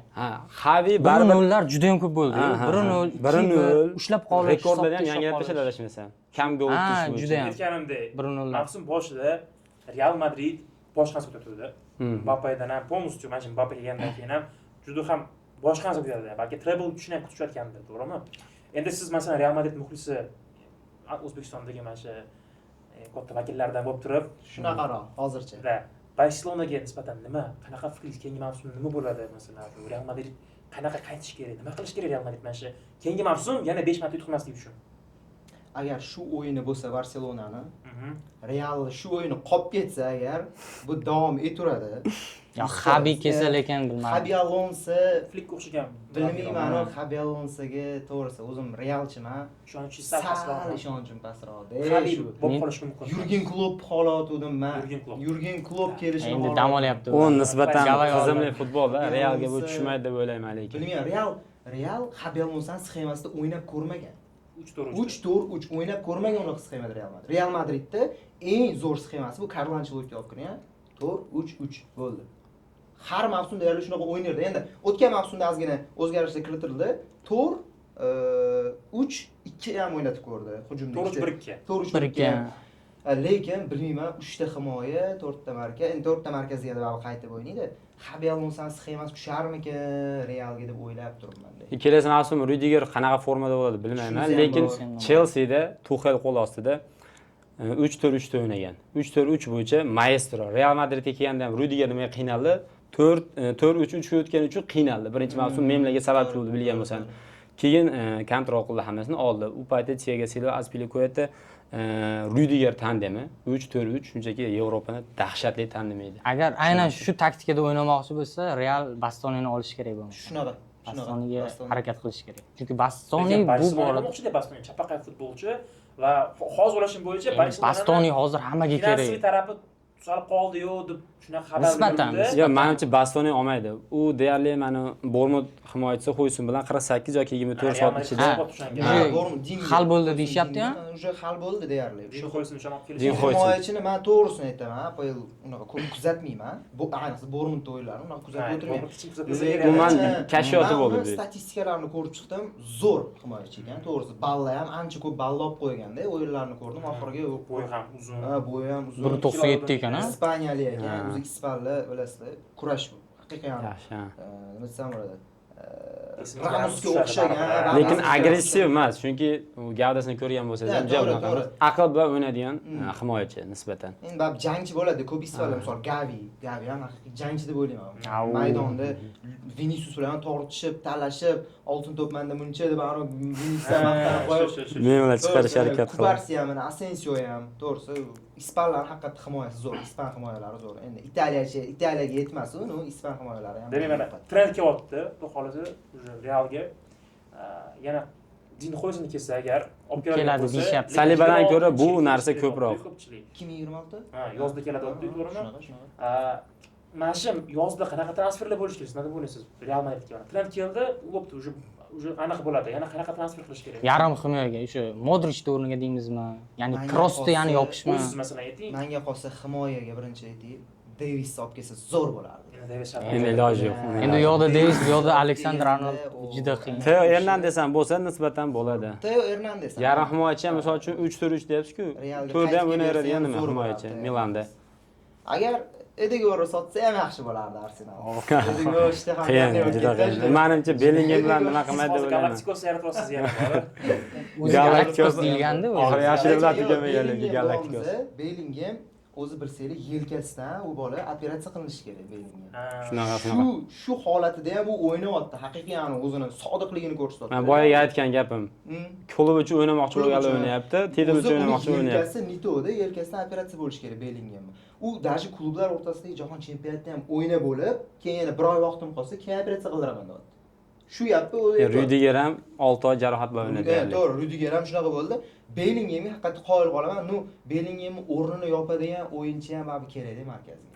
Markazga abi kerak. Aynan o'rnini yopolmaydi, lekin kerak. Chunki Husanov intervyusini eshitgan bo'lsam ham, nimaga qarshi Realga qarshi o'yin Bellingham mukammal dedi. Charchamas ekan futbolchi. Haqiqatan ham qoyil qolish kerak, chunki birinchi kelgan mavsumi butun Yevropani o'ziga qaratdi. Hozir Yamalga hamma qarayotgan bo'lsa, Bellingham birinchi kelgan mavsumida yashirin 9 yil bu hammani o'ziga qaratishga majbur qoldi. 2024-yilda endi u zo'r Bellingham hammasini yorib olgandi. Zo'r o'ynayapti. Mbappe kelmaganda balki o'tkarga ko'rishimiz mumkin. Yana Ko'pchilik bilmadik. o'tgan mavsumda Real o'sha sarı rangli formasi bo'ldi-yu, bilsangiz. O'sha Oltin formani rangli. ko'rganda Bellingham ko'z oldimga Sraz yotdi. shu. Ko'pchilik 5 raqamni ko'z oldimga yotdi. Chunki haqiqatda zo'r o'ynardi Bellingham o'tgan mavsum. Klassikoda ikkitalab gol urib, undan keyin yana har xil kambeklari ham bo'ldi Chempionlar Ligasida. Bellingham oxir 90 plusda urib ketganlari ham bo'ldi. Bu mavsumda Barsaga qarshi ham unaqa, o'ynadi. bu mavsumda jay unaqa lekin o'yini ochilib ketdi degan, yomon o'ynamadi lekin. Harakat qildi. Yomon o'ynamadi. 8 ta gol, 8 ta assist hozir. Endi rostdan ham bu yerda baribir Mbappe faktori bor deb o'ylayman-da. Yo, shunaqa. O'sha boshqa klublar Bellingham yopish yo'lini ham topishdimi degan fikrlar ham bor-da. Masalan, Barselona Flick o'yladim, mana shu Bellingham yopib Jarohatlar ham sababchi bo'ldi baribir. Erkin harakat qila olmaydi, jarohat bilan futbolchi. Rudiger ham oxirgi o'yinda nima bo'ldi? Ferran Torres tepgan to'pni yonidan o'tib ketyapti. Oyoq qo'ygani kuchi qolmagan. Rudiger o'z holatda bilib turibdi. Yonidan o'tib ketadigan to'p. Agar shu joyda Raul Asensio bo'lganda patkat tashlab yopadi shu jarayon. Lekin Rudiger jarohatini, yaqqol jarohatini mana shu yerda ko'rdik. Endi bir narsa tan olamiz, baribir Barselona bu mavsum Realdan Zo'roq Isoy. qanaqa sizga qiyin bo'lmasa ham lekin barchalar O'zlari ham tan olishyapti. Tan olibdilar. Metroda masalan ko'rdik videoingizni. Juda ham zo'r video chiqibdi. lekin Video chiqibdi lekin. Endi u mani 4 ta shart bajarishim. Ishonasizmi? 4 da uni ko'rib Agar turamiz. mani boshidan ko'rgan bo'lsangiz, agar o'rtoqlik uchrashuvida ham aytishgan shartdan o'ynaysizmi deyishgan. Yo'q, o'rtoqlik uchrashuviga men ishonmayman deganman. Chunki yutqizish ham mumkin edi. Hisoblanmaydi Ha, men o'rtoqlik uchrashuvini o'yin deb hisoblamayman. Bir xilla bor, ana miyasi, bilmayman qanaqa havovom ichida o'rtoqlik uchrashuvlarini ham qo'shib turib, Barselonada nechta to'g'ri shotdi hozir? Men aytayapman, rasmiy o'yinni gapiringlar. Elmurod Haqnazarov. Ha, rasmiy Barsani o'yin. o'rtog'i yo deydi-yu. Haydar aka. Lekin Carlo Ancelotti shunaqa deysiz, Carlo Ancelotti bar El Clasico deganda o'shanda. To'g'ri. El Clasico bar o'z darajasida degan. Lekin o'yinchilar ham intervyu bergan. Bu muhim o'yin emas degan Lekin intervyu o'rtoqlik bergan. o'yinda baribir u. Hech narsaga o'ynashmayapti baribir. Shunaqa, hech nima, просто Ya, obro' bo'lishi mumkin. Uni olib tashlasak ham 4 ta baribir. Lekin 4 to'p. Lekin birinchi El Klasikoda Barsa bilan o'yin bo'ldi. Mbappe ofsaydga tushib qoldi birinchi golda. Agar ana shunda Mbappe ofsaydga tushmay birinchi gol urib ketganda, meni shaxsiy fikrim, o'yinni ko'rgan shaxs sifatida Real Madrid shuni yutib ketadi. Bu meni shaxsiy fikrim. Chunki Yo'q, men bu bilan qo'shilmayman lekin. yo'q, qarang, juda ham ofsaydli o'yinda eng asab buzadigan narsa nima? Tepgan to'pingiz darvoza to'sini yonidan o'tib ketishligi, harakat qilyapsiz, vaziyat bo'lmayapti va ofsayd. Mana shu ofsayd eng asab buzadigan narsa deb o'ylayman. Professional futbolchilar hammasi. Yo'q, to'g'ri, professional baribir zarbasi o'xshamaydi. o'xshamagan. Berish kerak emas men o'ylashim bo'yicha. O'ta professional o'ynayapti. To'g'ri, lekin nechta ofsayd, 12 ta ofsayd bo'yicha tushdimi? baribir Mbappe shu yerda hat-trick qilganida ham yoki dubl qilganida ham men o'ylashim bo'yicha Barselona baribir. Yo'q, to'g'ri, Emas, demoqchi bo'lgan. Chunki himoya shu yerdan parchalanish boshladi. Birinchi taymda lekin statistikasi yomon emasdi-da. Bu ham Birinchi taymda aslida statistikasi yomon ofsayddan emasdi. taktikada bu ham bir. O'sha endi Flick olib kirayotgan payti edi. Birinchi Hali hech kim bilmasdi bir yaxshiroq. Himoyasi Shunaqa. sindi o'sha yerda. O'sha yerdan boshlandi o'zi. Shu Bernabeuda bu o'yin. Yo'q, to'g'ri, lekin birinchi taym statistikasini ko'rsangiz, Real Madrid shunchaki dahshat o'ynagan. Endi men o'zim ko'rgan shaxs sifatida haqiqatan zo'r o'ynagan. Ikkinchi El Klasikodan keyin men to'g'risini aytaman, Realga to'liq ishonchim yo'qotdi. Ikkinchi El Klasiko bo'ldi. Kubik yutdi, ko'pchilik oddiy kubik yutdi, Chempionlar Ligasi bor, u bu yengil qaradi va men mavsum boshida Hansi Flick o'yinini ko'rib, bu mavsum Barselona bitta, kami, bo'lmasam ikkita titul bilan yakunlaydi desam, ko'pchilik ustidan kuldi. Chempionlar Ligasi oson emas, bunday gapsiz bo'lishi mumkin emas. Chempionlar Ligasi emas. Lekin Copa del Rey, Ispaniya La Ligasi, mana shular ham kubiklar tarkibiga kiradi dedim. Oddiy kubik bo'lsa ham kamida ikkita sovrin yoki bitta sovrin bilan yakunlaydi deganda ko'pchilik ustidan kulgandi. Mana endi Chempionlar Ligasi oson emas. Yo'q, u ma'noda aytmadimmi? Umuman Ko'rsatib qo'yish, qaranglar, ko'rsatib qo'yish. To'g'ri, ya to'g'ri. Ijib bo'ladi. Yo'q, u narsani tan olaman. Men aytmoqchi bo'lgan narsam faqat Chempionlar Ligasida emas, umumiy ikkita titul bilan yakunlash mumkin dedim. To'g'ri, treble qolmagan bo'lsam, lekin 3 ta kubik bilan deyarli mavsum yakunlash. La Ligani olsa 3 ta bo'ladi. La Ligani o'sha oldida. Ispaniya treble bor. Shunaqa. Treble bo'ladi. O'zini. Ispanyol yutsa, Ha, bugun Ispaniya yutsa rasman o'sha. Agar Nobbodo yutqizib qo'ysa, endi boya ham aytdim, matematik taraflama, shu yerda barcha yutqizish kerak, Real umuman yutqizmas. Bu qiyin, juda kecha qiyin. yalqlashdi lekin. To'g'ri, Real. kecha Mallorcaga qarshi o'yinda 13 ta zarba, Varatari bilmayman, Spiderman, u nima u to'g'risi, 13 ta Yo'q, zarba. lekin Realni oq-chaq kurashni men o'zim ko'rdim. Yana bitta o'yinchi bor. Bu mavsum endi ko'pchilik e'tirof qilyapti, lekin kam e'tirof qilyapti. Men uchun bu mavsum Barselona tarkibida shaxsiy fikrim Pedri eng zo'ri. Meni shaxsiy fikrim. Bitta yarim Yamal, Rafinha deyilyapti. To'g'ri, oltin to'p qatoriga kiritilyapti Pedrini ham. Asosan Inside kanallar yoki bo'lmasam qanaqadir futbol Inside katta blog kanallar kirityapti, lekin Barselona muxlislari bilan suhbatlashsangiz Yamal, Rafinha. Daji orada Ferran Torres ham Pedridan ko'ra ko'proq nima qilindi. Lewandowski ham. Lewandowski Jarohat. yana bitta narsa, agar Inter bilan o'yinda Lewandowski bo'lganda, menimcha Barsa finalga chiqardi. Oxirida tushirdi lekin. Yo'q, oxirida Chiqardi. tushirdi, qarang. Ferran qovushdi. Inigo nima Erik Garcia nima bo'ldi? Ochiq darvoza gol ura olmayapti. Yarim himoyachining bildiryapti. 9 nimasi. Yo'q, qarang. U yoqda Yan Zomer bu burchakda turibdi. Zomerda reaksiyasi bor Yo'q, edi. to'g'ri. 5 metrlik darvoza ochiq turibdi. Lekin haqiqiy 9'lik bo'lganda urardi. 9'lik bo'lganda urardi shu vaziyatda. Endi qaranglar, mana masalan, El Clasico mavsumini tugatdik. El Clasicoda Real Madrid hali bu biz uveramiz bu narsaga baribir. Real Madrid ham sinmaydi, lekin qaytadi baribir. Qaytadi, ha. Real Madrid qaytadi, bu fakt. Shunaqa. Ya keyingi mavsum lekin ishonchlari pastroq ekan Xabi Alonso keldi. Xabi Alonso. Lekin endi hozir Realga lekin bor a. Xabi Alonso tasdiqlandi baribir. Agar Xabi Alonso o'ynata olmasa, mana bir ko'rishadi. Вообще уже слишком каша bo'lib ketsa, сразу yana boshqa trener kelaveradi. U Realga muammo emas. Menimcha keyingi variant yo Zidane yo Klopp bo'ladi, aniq. 2016-yil Rafael Benitez kelganda Ancelottidan keyin Rafael Benitez tushmagan Realga. Umuman tushmagan, o'ynata olmagan Realni. Sразу Zidane kelgan. Zidanning birinchi o'yini Roma bilan Realga qarshi bo'lgan Chempionlar Ligasida. Romani yutgan o'sha mavsumda Ronaldo 2 ta gol urgan. Romani yutib, u yog'iga Chempionlar Ligasi finaliga olib chiqib, Camp Nou'da yutqizmasdan kelib, haligacha yutqizmagan Camp Nou'da. Allianz Arenada haligacha bir marta ham yutqizmagan Zidane. Zidane o'zgartirib olgan Rafael Benitezdan keyin. 2017 ni bilasizlar, nima qilishdi? 2018 ni bilasizlar. 2018da to'g'ri La Ligani ola olmagandir. Boshqa kuboklarni ola olmagan, lekin Chempionlar Ligasida Padriyat уже 3-sini yutib oldi. 2019-yilga o'tar mavsumda Ronaldo ketdi, Zidane ketdi. O'rniga Barselonada o'ynagan Julian Lopetegini olib kelishdi. Barselona futbolchisi bo'lgan o'sha trener. U to'g'risi go'rga tiqib yubordi Realni. Balki atayin qilgandir. Balki atayin qilgandir statistikalar. 2019-yilda Lopetegi umuman o'ynata olmagan. Santiago Solari vaqtinchalik o'tirdi-da o'rniga. Ajaxdan xorlanib chiqib ketdi Real o'sha mavsumda.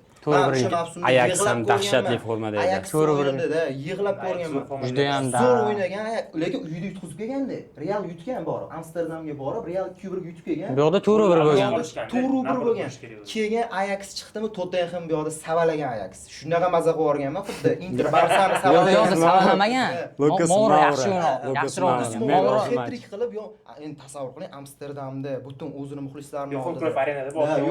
Arenada prezidentlari ko'rib turibdi. Sharmandalarcha hat-trick qilib ketgan. Ajax shunaqa o'sha televizorda turib, so'kkanman to'g'risini aytganda. Battar o'ynagansiz. Eng qizig'i ikkinchi taymda boshlangan comeback. Ikkinchi taymda ikkinchi yutqizib turgan o'sha payt. Ikkita Dele Alli pas bergan. Eng zerikarli, men uchun ham shunaqa. Bu yo'q edi deb o'shanda men rostdan ham Real Madrid Ajaxga qarshi baribir qiyin bo'lgan o'ynash. Normali qiyin bo'lgan. O'sha yili aka 2019-yilda Real konkretni men sinib ketgan yilini o'sha yilda yurardim haligacha. Endi bu yilni ham qo'shib qo'yamiz shu. Endi Ronaldo ketgan. 2020da Zidane qaytib keladi. La Ligani olib beradi. La Ligani olib beradi. La Ligani olib beradi 2020da. Klublar o'rtasidagi jahon chempionati yo'q, klublar o'rtasidagi jahon chempionatida qatnashmaydi. City oldi. 2020da La Ligani olib beradi. Bo'ldi, bitta titul yutadi. Hatto bitta yutadi. 2019da yuta olmaydi hech nima. Super Kubokda ham Atletico Madridga yutqizib qo'yadi. O'shanda Lopetegi bo'lgan. Yomon ko'raman o'sha trenerni, to'g'risi. 2021-yilda ham Zidane bo'lgan, Chelseaga to'g'ri, Chelsea savalagan Real. 2022 Ancelotti. Karantin bo'lib qolgan, shuning uchun unaqa trend yurmagandi Chelsea. 2022 yana Ancelotti qaytib kelganda o'sha Viniciusga ano memlar chiqib ketgan karikaturalar PlayStation o'ynashni o'rgatdi deb Ancelotti. O'sha yildan boshlandi. 2022-yil Vinicius ochilib ketdi o'yini. Benzema bilan birga zo'r bo'lib ketdi. Zo'r tandem bo'ldi lekin. Endi qarang, 2021 hech nima ola olmayapti. 2021da ham unaqa zo'r o'yin ko'rsatmagan. 2022-yilda o'sha Chempionlar Ligasi, La Liga, Ispaniya Super Kubogi, Copa del Reyni olgan 2022da. 2023da ham почти hech nima ola olmagan. Cityga qarshi City alamini olgan o'sha yil. 4-0 ga bizib u paytdagi Cityni to'xtatish shu paytda 2024da yana Real qaytib oldi o'ziga. 2023 ozgina tanaffus qilib turdik, 2025 yana savodda, 2026 Yana bitta qiziq fakt. Real Madrid yutgan har bir jamoa Chempionlar Ligasini yutgan va nihoyat Mikel Arteta Arsenal bu qora an'anaga chek qo'ydi. To'g'ri. O'sha sezon haqida gapiramiz. 2024-yil mavsum haqida gapiramiz. Bavariyaga qarshi juda ham ajoyib o'yin. Oluli o'yin chizgan bo'ladi. Xoselo. O'sha yerda Xoselo. bormidi? Xaselodami? Deliktmi? Rudiger qo'li chiqib qolgan. Ya'ni bir xil aytadi, qo'lda afsal bo'lmaydi, lekin u tana ham tekis turdi. O'sha yerda afsal bormidi yoki yo'qmidi? Men o'ylashim bo'yicha endi sal nisbatan. Men 50. Shunda ham Shimon Marchak bo'lgan ekan, biroq bosh hakam. Men 50-50 deb o'ylayman. VARni nimaga qo'yishgan, to'g'risida. O'zi meni statistika ham bor. Zarar ko'rgan futbol Real Madrid ko'proq VARda. VARdan zarar ko'rgan klub Real Madrid. var Lekin tashkil qilgandan beri to'g'rilanganda ham Real Madrid. To'g'ri. 50-50 deb o'ylayman o'sha vaziyatda Bavariyaga qarshi o'yinda. Hop, ana endi bizani yana bir juda ham muhim mavzuyimiz Chempionlar Ligasi finali hamda yarim finali. Arsenal hamda PSG, Inter hamda Barselona dahshatli o'yinlar. Nima qanaqa fikrdasizlar mana shu yarim final bo'yicha? Barselona shunchaki omadi kelmadimi yoki Arsenal PSGni yutsa bo'larmidi va masalan Arsenal haqida nima deb o'ylaysiz? Endi baribir sizlar to'qnash keldinglar Arsenal bilan. Men Arsenaldan kutuvdim yutqizishini. Yo'q, to'g'risi, imенно Real yutgani uchun. Real yutgani uchun emas. Men oldindan o'sha videoyim ham bor. PSG zo'r o'ynayapti, nimagadir shu Liverpoolni yutib qo'ysa kerak degan gapim ham bor. bor edi, mana eshitgandim. Liverpool yutib qo'ydi. Endi Aston Villani endi tak favorit PSG edi. Liga Aston Villa zo'r o'ynadi. o'ynadi. O'yinni ham men cho'chimadan PSG yutadi deb o'yladim. Luis Enrique faktori bor o'rtada. Luis Enrique haqiqatda zo'r boshqaryapti. PSG smayli yutib qo'ydi PSG. Finalga chiqsa kerak, Barsa bilan o'ynasa kerak deb o'yladim, to'g'risi. Barsa chiqadi ham deb o'yladim. Hali u payt Inter bilan birinchi o'yin ham bo'lmadi. Hali o'sha payt bo'lmadi. PSG yutadi-da Arsenalni. Barsa bilan finalda o'ynaydi. Barsani yutib qo'ysa kerak PSG deb o'ylayotgandim. Bo'lyapti. Endi bu yerda Inter omadan kelsa, Inter omad yo'q, omad omad qo'shilmadi, yo'q. Yo'q, Qarang. 2 gol, 3 ta assist, himoyachi qatnashyapti. hop Giuseppe Meazza maydonida nima bo'lganda? U yerda 4 ta udar va 4 ta gol hammasi o'tgan. Xuddi shunday. Bu Bu degani omad bu. Flick Yo, bilan Simone omad. Inzaghining farqi shundaki, Endi to'g'ri. Simone Inzaghi qo'rqqani yo'q zamina qilishga. Shunaqa. U Lautaro'ni tushirdi, Tyuramni tushirdi. Ular o'sha tushish kerak emasdi, esingizda bo'lsa, to'g'rimi? Yana bitta fakt aytaman. Jarohatlangan holatda Yo'q, yana tushib bitta fakt o'ynaveradi aytaman. ular. Bu mavsum Barselona La Ligada umuman qanaqa jamoalarga nisbatan yutqizdi? Qanaqa jamoalarga nisbatan? Oldinga chiqib ketadi. Real Sociedad, Celticmidi, kimidi? Osasuna nima qildi? Bitta qarshi hujum, bitta gol bilan nima qilib ketyapti? Oldinga chiqib ketyapti. Men shunga ishonib turib aytdim. Inter qarshi hujum bo'yicha, himoya bo'yicha Di Marco, Dumfries dahshatli. Bitta himoya emas. Men o'ylashim bo'yicha Flickga bitta o'sha xatolar bo'ldi Flickga, lekin shu afsar liniyasini ushlashida ham xato bor. Endi u riskda, u afsar liniyasi riskda katta. U har doim emas. berish mumkin.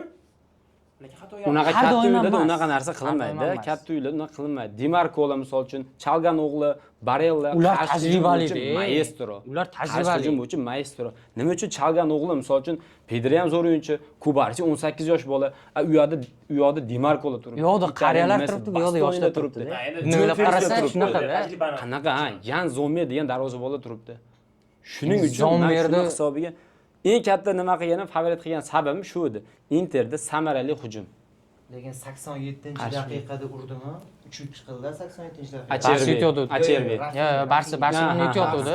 87 da urdida. Men o'sha tayyor edim. Qo'yib, bundoq stakanni qo'yib, qardan stakanni qo'yib, bundoq qo'yaman telefonimni.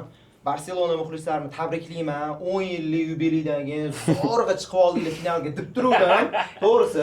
Keyin nima bo'ldi? No, video konkretno 87-daqiqa ketyapti, o'sha 88 tabriklayman Barselona muxlislarini. 10 yil deganda chiqdinglar, demdan. Gapirib Agressiya qo'ysam. bilan gapirib kulotdim, kesatib qo'yotdim. Bundoq qarasam, Acherbi yurib ketyapti. Acherbi birinchi golni uribdi Chempionlar Necha yoshi? 38 yosh. 38 yosh. 38 emasmidi? 38. 38. Choldi, u salkam kasal Chimarobda yetmagan. va saratonni yutgan. Bundoq formasini yechgan. Formasiini yechgan, Modricga o'xshaydi. Kishi, konkretniy kishi. Voy dedim, Intermi dedim, 3-3. Voy dedim. Tyuram qanaqa o'ynadi? Keslar bayram qilgansizlar. Ha, yo'q. Bayramingiz bo'lgan. Qaradim, to'xtayladimmi? O'chirdim videoni. Qo'y telefonni. Keyin qani Yamal, Qanaqa gapi? Mana shu yerdami Chempionlar Ligasi? deb turib 87 dan keyin bundoq qaytarib qo'yib beradi pastor. Voy, tashlavordim Barsa o'yinida olman. Bundoq qarab turibman, haqiqatda hujumdan keyin o'yinni tashlavorgan ekan 87 dan keyin. Hujum, himoya bilan ushab, uchukini ushaymiz deb o'ylagan. Qarasa Acherbi. Martin ham qo'yib ketdi-da yo'qda. Endi u yoqda ko'pchilik bor edi, baribir ham fol bor yosh edi bola deyishdi-da. bo'lgani uchun, Yo'qda fol ham bor edi. Yo'q, deganda. Arsenal negativ gapirish noto'g'ri deb o'ylayman, chunki u Ikkita assist berdi, to'g'ri, zo'r o'ynadi, yaxshi o'ynadi. Garcia bilan Martin hech kim ishonmaydi, lekin Yo'q. o'sha olib chiqib ketdi. Turam sifat hujumchilar Barsa uchun har doim bosh og'riq Shu bo'ladi. nisbatan Lukakuga o'xshab ketadi deyman-da. Bor-da, masalan, Real va Barsa ham bu yerda La Ligada qiynaldi baribir. O'zinglar ko'rdinglar qanaqa tizg'in bo'lganini. Shunaqa. Ha, O'yinlar har 3 kunda o'yin bo'ladi. har 3 kunda. O'yinchilar Jismoniy tomonlama Inter ham juda tolib qoldi. Yo'q, Inter ham Arsenaldan o'tgandan keyin ham PSJga qarshi Yo'q. qiynaladi. Chunki o'yinchilar yo'q, jarohatda hammasi. Xuddi shunaqa holat bo'lardi Real bilan. Lekin Barsada to'g'risi Yamalni o'yini, Inter bilan o'yinida Yamalni ko'pda oyog'iga tushyapti. Cho'chiyapman-da. Hozir bu tepada bu uradi da. Nimadir qiladi-da. Pasi ham ko'pto'ga qaramayapti-da. O'yinchi ko'pto'ga umuman qaramayapti. Ko'z futbolchida. Modric shunaqa, bilasizmi? Ko'pto oyog'ida yuradi, ko'pto bor. Unda o'sha qarasa u ora trenerga oyog'i qoladi. Orada Karvanchi o'tgan qarab qo'yadi, haqqochilik. Yamal ham shunaqa-da. Tepbotdi, aylantirib tepbotdi. Nahotki shunaqa xato tepdi desam, Zomer qaytargan ekan. Zomer super. Endi o'shanda men to'g'ri aytdim, qani Yamal, qani Pedri deganim, shuncha zo'r o'ynasa ham nimadir qila oldim. To'g'risida chiqdimi finalga, Chempionlar Ligasi finaliga. Arteta singari. Arteta ham zo'r Yana o'ynadi. ketyapti, i plus yana Barselonani Italiya klubi yana chiqaryapti. 3 marta. 11 yil, 10 yil ichida 3 marta Barselona Italiya klublaridan chiqib ketyapti. Juventus tak Juventus zo'r o'zi comeback qilib chiqqan o'sha yilda. Juventusga tushgan. Dybala Zo'rg'a emas. yo'q. Endi katta comeback bo'lgan. Katta zo'rg'a chiqishdi. Bu zo'rga chiqqan, to'g'risi. Bu katta ishda, zo'rg'a emas. joyda katta ish bo'lgan, o'sha chiqib ketadigan joyda PSJni yutib chiqqan, keyingi bosqichga o'tgan. Juventus bu yoqda kutib turibdi. 3-0 ga yegan. Dybala qora butsisi bilan tiqqan. Undan keyin Roma. Manol. Nimani hisobiga yutib ketgan Roma o'shani bilasizmi? O mehmondagi gol hisobiga yutib ketgan. O'sha payt ishlaganda Chempionlar Kampnolda urgan gol. Jekoni goli bilan Manolis kallada urgan 87-daqiqada o'shani hisobiga yegan. Bu уже 3-klub Inter. Italiya klubi 3 marta Chempionlar Ligasida Barsa sal o'zgardi desak ham, lekin baribir qon kirib ketganmi deyman deb bu narsa. Inter omadi keldi, u bu deyapmiz-ku, lekin ikkita o'yinda ikkita to'p farqi bilan oldinga chiqib qolgan. Uni unutmaslik kerak. Omad 2 marta, 1 marta kelar, 2 marta kelar, 7 marta ham kelmaydi. Omad 7 ta gol uryapti Barselona. Endi omad aralash desak to'g'ri. Yo'q, omad aralash to'g'ri, lekin nima uchun ikkita o'yinda 2 marta gol urib oldinga chiqib ketyapti. Lekin qarang-da, masalan, Barsaga omad kelmayapti. O'sha o'yinni ko'rgan hammamiz ko'rdik shu. Sizlar masalaga olib narsani aytaman. O'sha zaxirada o'tirgan futbolchilar Dumfries, Lautaro bilan yuziga qarasangiz, o'sha ajabiy gol bo'lganda, oxir daqiqaga o'tib Fratezian gol bo'lganda, lekin o'tiribdi ular hammasi qarab. Gol qilmasin. U ichida chunki ular qo'rqib turadi. Ular o'zi ishonamayapti. Unga qarasangiz, Barselona o'yinchilari ham aytib turibdi, chunki o'sha 11-yilimiz finalda chiqib ketadi, ya'ni kerakli joyda chiqib ketamiz deb ular ichida o'tyapti. Inter o'zini o'yinchilari bu narsaga ishonmadi shu yerda. Yo, bilmadim. Inter o'sha kuni Barsadan qo'rqdi rostdan ham Inter. Yamaldan ayniqsa. Yamaldan-da. Chunki Dimarkoni pensiyaga chiqarib yubordi-da, bitta gap bilan aytsam. Dimarkoni Bastonini ham penalti tashlatdilar. Finalda o'zimning fikrim PSG olishni xohlayman. Inter Barselonani chiqarib yubordi, to'g'ri, gap yo'q, meni xursand qildi. Gap yo'q. Lekin men PSG olishni xohlayman, chunki PSG yutmagan. Interda borda хотя бы 3 tami. Bor, 3 ta bor. 3 ta bor. 3 marta ko'p olgan bo'lsa, Mourinho olib bergan. Qaysidir yilda u eski ma'lum tug'ilmaganman ham Real yutib olgan ekan Inter finalda. Real yutib olgan ekan. PSG bilan Inter o'yinida men PSG olishni xohlayman. Endi imini Ashraf Hakimi bo'lgani uchun ham emas, chunki Hakimida ham bor Chempionlar Ligasi. Lekin PSG klubini o'zida yo'q bo'lgani uchun zaxiradan olgan. Bo'tib yuragini berib o'ynadi. Hakimi bo'lganligi uchun emas, PSG klubida yo'q bo'lganligi uchun. PSG lekin Inter ham bu mavsum yo'q. Yo'q, lekin sizga yaxshi javobim bor, rostdan PSG hali olmagan, ya'ni katta klublar safiga kirishini xohlardi to'g'risi. Kelgan ishlari bu qancha pul yordi ichiga. To'g'ri. Shu olish kerak deb o'ylayman. Mbappeni tekinga berib yubordi. Qancha zarar. Neymar, Messi, Ronaldo'siz Luis Enrique babi katta murabbiyda, Arne Slot bilan murabbiylar bahsi bo'ldi. O'yinchilar emas, murabbiylar bahsi bo'ldi. G'ajib tashladi. Finalda siz oldingiz shunda PSG, to'g'rimi? To'g'ri. Men PSG ga balet qilgan bo'lardim finalda. Endi final juda ham zo'r bo'ladi, chunki bu yerda yana xuddi shunaqa holat. Finalda Inter o'tda yoshi juda ham katta. Tajriba bor. Ikkinchisi final o'ynayapti, 3-yilda o'zi. PSJda nabort yoshlar o'ynayapti. Xuddi Barselona gabida bu ham. Xuddi shunaqa. Lekin bu finalda men o'ylashim bo'yicha kamida bir 4 ta gol urilsa kerak deb o'ylayapman-da. Men ham shunaqa deb o'ylayapman, chunki nima desam bo'ladi? Xvicha dahshat o'ynayapti. Xvicha Dembeleni endi u ta'riflashga kelayapti. Dembele bilmayman. Dembele oltin to'p hidini hidladi. Barcha esinada bo'lsa intervyu berganda 16 yashar, 17 yashar bolaga meni almashtirishdi degandi. Va yarim finalda ham finalda ham Barsa bilan tushish xohlayman deb Barsaga to'g'ri tayyorgarlik qilayotgan. O'tgan yil ham o'zi men of the match bo'lib tushish tushib kerak ketgan. edi. Bo'lmasdi. Shu bilan gol urgan Barsa. Ha, o'tgan safar To'ymagan. ikkita assist, bitta gol berib, ikkala o'yinda Yana ham Barsa men of the bilan match bo'lgan. Ikkita o'yinda ham o'tgan mavsum. Bu mavsum uchun ham qattiq tayyorlanayotganda intervyularni berib, finalda ham oltin to'p olaman, ham Kaksallarni yana bir marta tilini yediraman. Endi nisbatan ham Barsa xiyla ishlatgan esingizda bo'lsa, 2 yil shartnoma berib, tir sotib yuborganman. Shunisi ham Adolatsizlik bo'lgan. Ko'pchilik aytdi, gol urdi, nishonladi, boshqa ketadi, qildi. bunaqa bo'lganda tekinga ketadi. Ha, Dembele. agar Chempionlar Ligasini yutsa, PSG Dembele olishi mumkin oltin. Dembele Mana endi shu oltin to'p mavzusiga o'tadigan bo'lsak, sizlar nima deb o'ylaysizlar? Mana shu oltin to'pga hozirda 3 ta asosiy da'vogarlar bor. Bu Rafinha, Yamal, Dembele, u yerda yana Salah. ikkita Salah bilan Pedri, Lautaro, Chalganoglu ham bor nisbatan. Pedri men o'ylashim bo'yicha Pedriga berishmaydi lekin baribir. Yo'q, qiyin. Yarim himoya uni anaqasi ko'rinmadi-da, Da, to'g'ri. Pedridan Uni ko'ra, finalga chiqib nimadir qilganda balkim. Pedridan Lekin ko'ra hozirgi Chalganoglu paytda- sal favoritroq deb o'ylayman, Siz to'g'risi. o'ylashingiz bo'yicha Rafinha Rafinha. ili Dembele. Agar Sizcha? PSG yutsa, okey. Aha. PSG yutsa finalda Dembelega berishi mumkin. Dembeleni o'sha anaqasi foiz ko'tariladi. Endi u gol urish kerak-da. Gol Dubl urish ikkita kerak, kirish to'g'ri, kerak lekin deyman. gol urishi ham mumkin-da Dembele. Xo'roz deydi. Xo'p, endi sizlarning o'ylashinglar bo'yicha finalda qanaqa shot bo'lishi mumkin? O'zingiz taxmin etsangiz final uchun. Men to'g'risi 90 daqiqa o'yin bo'ladi deb o'ylamayman. Ekstra time ham bo'lishi mumkin. Misol 2-2 dan ekstra time o'tib ketishi ham mumkin yoki PSG 3-1 ga yutishi ham mumkin. Rahmat, sizcha? PSG yo 2-0 3-1 yutadi yo Inter 1-0 yutib ketadi. Bitta gol uradi, Interga yotadi. ham Chunki baribir. boshqa bu xatoni takror, chunki 2 yil oldin bir marta takrorladim deydi. Bo'ldi. Bitta gol uradi. Yaxshi hisob. Inzagi endi Ha. Inzagiga bog'liq hammasi. Inzagi. Zo'r hisob berdilar. Endi Saidam siz nima bo'laysiz? Qanaqa hisob bo'lishi mumkin finalda? Menimcha 3-1. PSG foydasiga. PSG foydasiga.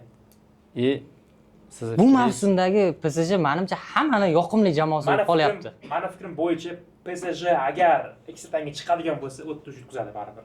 PSG ekstra time'ga chiqsa yutqazadi. Chunki biz ko'rdik уже Inter ekstra time'ini.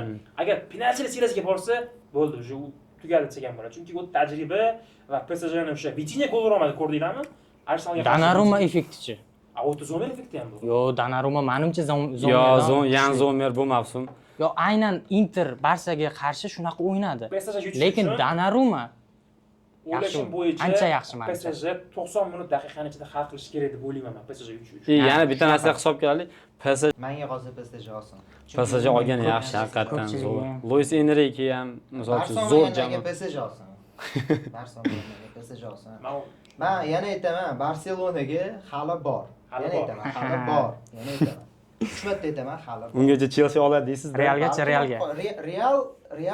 Realga ham bordir hali, balki Yo'q, 10 yillab ola olmas. Qayerdan bilasiz? Yo, Real kamida 2 yil tanaffus qo'yishi mumkin. olmagan To'g'ri, masala. 10 yil to'g'ri, oladi. to'g'ri, bu ham bor, to'g'ri. Lekin hozir oxirgi 10 yillikda Barselonadan ko'p olib qo'ygan klub Real Madrid. 21-asrda umumiy kuboklarni solishtirsak-chi. Barselona yaxshiroq. To'g'ri, Barselonada ko'p kubok. Lekin men Chempionlar Ligasi haqida gapirsak, agar Barselona orqada yuradi Chempionlar Ligasida. Chempionlar Ligasida to'g'ri. 5 bilan 15 orasida Lekin ancha umumiy farq bor. oladigan bo'lsak, Barselonani To'g'ri, o'sha to'g'ri. oltin davrlari 21-asrda bu juda katta Barselona. Даже o'sha Ser Alex Ferguson ham tan olgan. Lekin ikkini qarayman mana. Bu paytda mana birinchi o'rinda masalan tursa Manchester turardi, keyin Barsa, keyin Real turardi. Real Madrid top 2 kirmas top paytda. U paytda shunday. Chunki o'sha Ronaldo 10 yillab paytda ola olmagan davri bo'lgan. Ha, ha, O'sha Galacticosda yig'gan paytlari deylik, o'sha paytlar umuman o'yini chiqmagan, orada Perez ketgan, Calderon kelganmi 1 yilga umuman rasvosini chiqargan. O'sha payt Perez Calderon kelib Xato qancha pul sarflaganmiz, o'shancha pul ekonom qilishga o'rganib kelgan mana hozir. Chempionlar Ligasini kutishdi-da bu mavsum. Barselona muxlislari to'g'ri. Lekin kutishdi, konkretniy to'g'ri, kutdi, rostdan. hamma kutdi. Hozir shu mana dinozavrlar paytida olingan bo'lsa ham mana shu 15 ta kubok, uni olib tashlasa ham hozirgi paytda ancha-muncha klubdan ko'proq yutib qo'ygan hisoblanadi. 6 ta. Qaysi klubda yana 6 ta? Bavariyadanmi? Milanda. Milanda 7 ta. 7 ta. Hop, Milanda 7 ta. Liverpoolda 6 ta. Liverpoolda 6 ta. Bavariya Eng yaqini 4 ta. hozirgi paytda Milanda. Eng yaqini Milan. Milan endi sal ko'paytirish uchun ozgina tarkibni boshqacharoq qilib olish kerak. Milan xayrga Lekin Chempionlar Ligasida eng uzoq jamoa ham hozir Milan bo'lib turibdi, hozir Italiya nimalarida. Keyin menga bitta narsa Chempionlar Ligasini formati o'zgargani unchalik yoqmadi, to'g'risi. formati, eski formati yaxshi edi. Realchilar uchun yoqmadi menimcha. Yo'q, to'g'ri. Butun realchilar uchun. Qanaqa narsada o'yinlar juda ham ko'p yetmaganiga. Millatlar ligasi men o'ylayman kerak emas futbolda. Na, u kerak emas. Nima kerak? Nima Millatlar kerak emas? ligasi. O'yinchini har bitta oyog'ini jarohat qiladigan shu millatlar ligasi. O'yinlar juda ham ko'payib ketadi. Nima uchun olinadi men bilmayman bu kubok. FIFAga daromad olib keladi. Qo'shimcha shuning uchun o'yinlar ko'paytirilyapti. FIFAga qo'shimcha daromad. Yetmaganiga Chempionlar Ligasi o'yinlarini ko'paytirib qo'ygan. Guruh bosqichida 8 ta o'yin bo'ladigan qilib qo'ygan. Undan keyin agar 24-o'rinni, 25-o'rinni egallasa polni chiqib ketadi. 24-o'rindan 8-o'ringacha bo'lgan jamoalar o'zaro bir-biri bilan o'ynaydi. Undan keyin prosta. Undan keyin yana play-off. 8 tali prosta keyingi bosqich tutadi. Ko'p. Hozir yetmaganiga yana klublar o'rtasidagi jahon chempionatini ham shunaqa qilib qo'ygan. Qanaqa degani? Guruh. Misol Realda Al-Hilol bor guruhida, Pachuca bor, yana qaysidir komanda bor. Endi ikkinchi tarkib tushishi ham mumkin-da u. Klublar o'rtasida jahon chempionati. Yo'q. Endi kerak oxirgi kubogimiz bizda. O'shandan umid qilamiz. 2025-yilda Real Madrid yutmadi. Kurishga yutmadi. Barselona yo'q. Mana shu narsani ham yutmadi hali Real Madrid. O'sha Sotib oldi. Kubok yutish uchun klublar o'rtasida jahon chempionati yutib berish kerak Xabiya bo'lsa. To'g'ri. Tezroq Arnold uchun kelib tayyorgarlik. Lekin Narmani summa beradi. 123 million yevro beradi g'olib uchun. Yaxshigina berar ekan, Narmani summa beradi. Formati o'zgarib qoldi. Formati o'zgarganiga hisobiga momentida bu yil Real o'sha emblemani olib chiqmadi formasida. Bilsanglar, klublar o'rtasida jahon chempionati bitsa, bunda patch bo'ladi. Peres ham nimadir o'ylayapti-da. Klub anaqa format o'zgargandan keyin endi keyingi yilga qoladi. Agar bu yil xudo xolasa Real yutsa, keyingi mavsumda yangi formulada takonatimizda jahon chempionati degan nomi turadi. Klublar o'rtasidagi. Unda klublar qatnashadi demoqchimiz, endi yaxshi klub. No, u yerda Chelsea ham bor. Siz bilan ko'rishib qolishimiz mumkin. Lekin Barselona yo'q. Arsenal yo'q. Barsa qani deb bering. Keyin shunaqa gap yuribdi, masalan, aytishyapti. Masalan, Arsenal ham Barselona chiqib ketdi Chempionlar Ligasidan. Ko'pchilik aytibdi, mana shu chiqib ketishi spetsialni qilingan, uyushtirilgan deb. Klublar o'rtasidagi jahon chempionatida o'ynayotganligi uchun chiqarib yuborishdi deb aytishyapti. Chunki ko'rdingiz, Simon Marshniyaga qanaqa xatolar qildi, masalan, o'sha finalda o'ynamaydi deb aytishyapti. Hakamlar xatolarga yo'l qo'yishdi ancha. ancha. Ham o'tda o'ynamadi, lekin faktlar qanaqadir Inter hamda Barselona o'yinida shunaqa faktlar bo'ldi, juda ko'p bo'ldi. Ta'tildan chiqib ketish demoqchimisiz? Ta'tildan Uyushtirilgan Ya'ni UEFA. Yo'q, menimcha yo'q. Endi Yo'q, u narsaga endi Real sal yaqinroq-ku. Yo'q, u narsada emas gap. Mikel Arteta o'zi ko'pchilik mana gap ochilib qoldi. Mikel Artetani ko'pchilik top murabbiy, zo'r o'yin tashkil qilyapti. Keragidan ortiq maqtalyapti. Mikel Arteta, meni shaxsiy fikrim, Chelseachi bo'lganim uchun emas. Agar men Realchi, Barsachi, umuman qaysi klub muxlisi bo'lganimda ham bu fikrimni aytardim. Bu mavsum Chempionlar Ligasiga to'liq fokusini qaratdi, to'g'rimi? APLga umuman qaramadi. Bu qanday qilib top murabbiy bo'lsa, xo'p, bu murabbiy treble qayd qilishiga qanday ishonasiz? Endi APLda Liverpool bermasligi aniq bo'ldi. Yo'q, to'g'ri. FA Cupdan chiqib ketyapti, xo'p. Angliya Liga Kubogidan chiqib ketyapti. APLga umuman qaramayapti, Chempionlar Ligasiga qaratib bir yorib yo'qda endi. Misol yarim final juda katta natija, lekin buni o'ylab qarasangiz, Arsenal uchun nechinchi mavsumi? Ikkinchi o'rin. Yo'q, nechinchi mavsumi? Yo'q, Arteta nechinchi mavsumi? Umuman mavsum. 6-mavsumi. 6 yilda yarim liga, yarim finalga chiqyapti. U menimcha bilmadim. Hozirgi Arsenal uchun zo'r. Qarang, Antonio Conte, umuman futbol o'lib bo'lgan murabbiy Napoliga boryapti. 2 dona zo'r o'yinchisi bor, uni ham sotib yorib turib, nima qilyapti? Inter bilan nima qilyapti? Italiya seriyasida gegemonlik qilib, Napolini kelasi mavsum Chempionlar Ligasida yarim finalga chiqib qolsa ajablanmayman. Ancelotti kelyapti, to'g'ri, Ancelotti eski murabbiy u bu deyish mumkin. Lekin 2022-yilda chempion qilgan Ancelottining tarkibi qanaqa tarkib edi? Rodrigoni kim tanirdi o'shanda? Valverdeni kim tanirdi o'shanda? Misol uchun endi Militao top himoyachi emasda. Endi Real bilan solishtirish lekin. Yo'q, endi to'g'ri, mayli, to'g'ri. Lekin qanaqa rasvot qilyapti misol uchun? Qani Arne Slot nima qilyapti? Bitta kelib Arsenal Chelseaga qaraganda kamroq rasvot qilyapti. Yo'q, to'g'ri, qarang. Chelseaga qaraganda to'g'ri. Yo'q, to'g'ri. Zo'r fakt keltiraman, qarang. Kiyinish xonasida joy qolmagan. 350 million. Yo'q, qarang. Jose Mourinho kelyapti, nima qilyapti? Birinchi mavsumimizda katta titel hisobida APL olyapti. Conte kelyapti, APL olyapti. Ancelotti kelyapti, APL olyapti. Artetani yomon murabbiy deb xato deb bilaman. Yo'q, Arteta zo'r murabbiy. Qarang, Arteta mana shu hozir o'zi uchun futbol quryapti u. Yana transferlar 6 yil vaqt ketyapti, futbol qurish uchun 6 yil bu ko'p emasmi bu?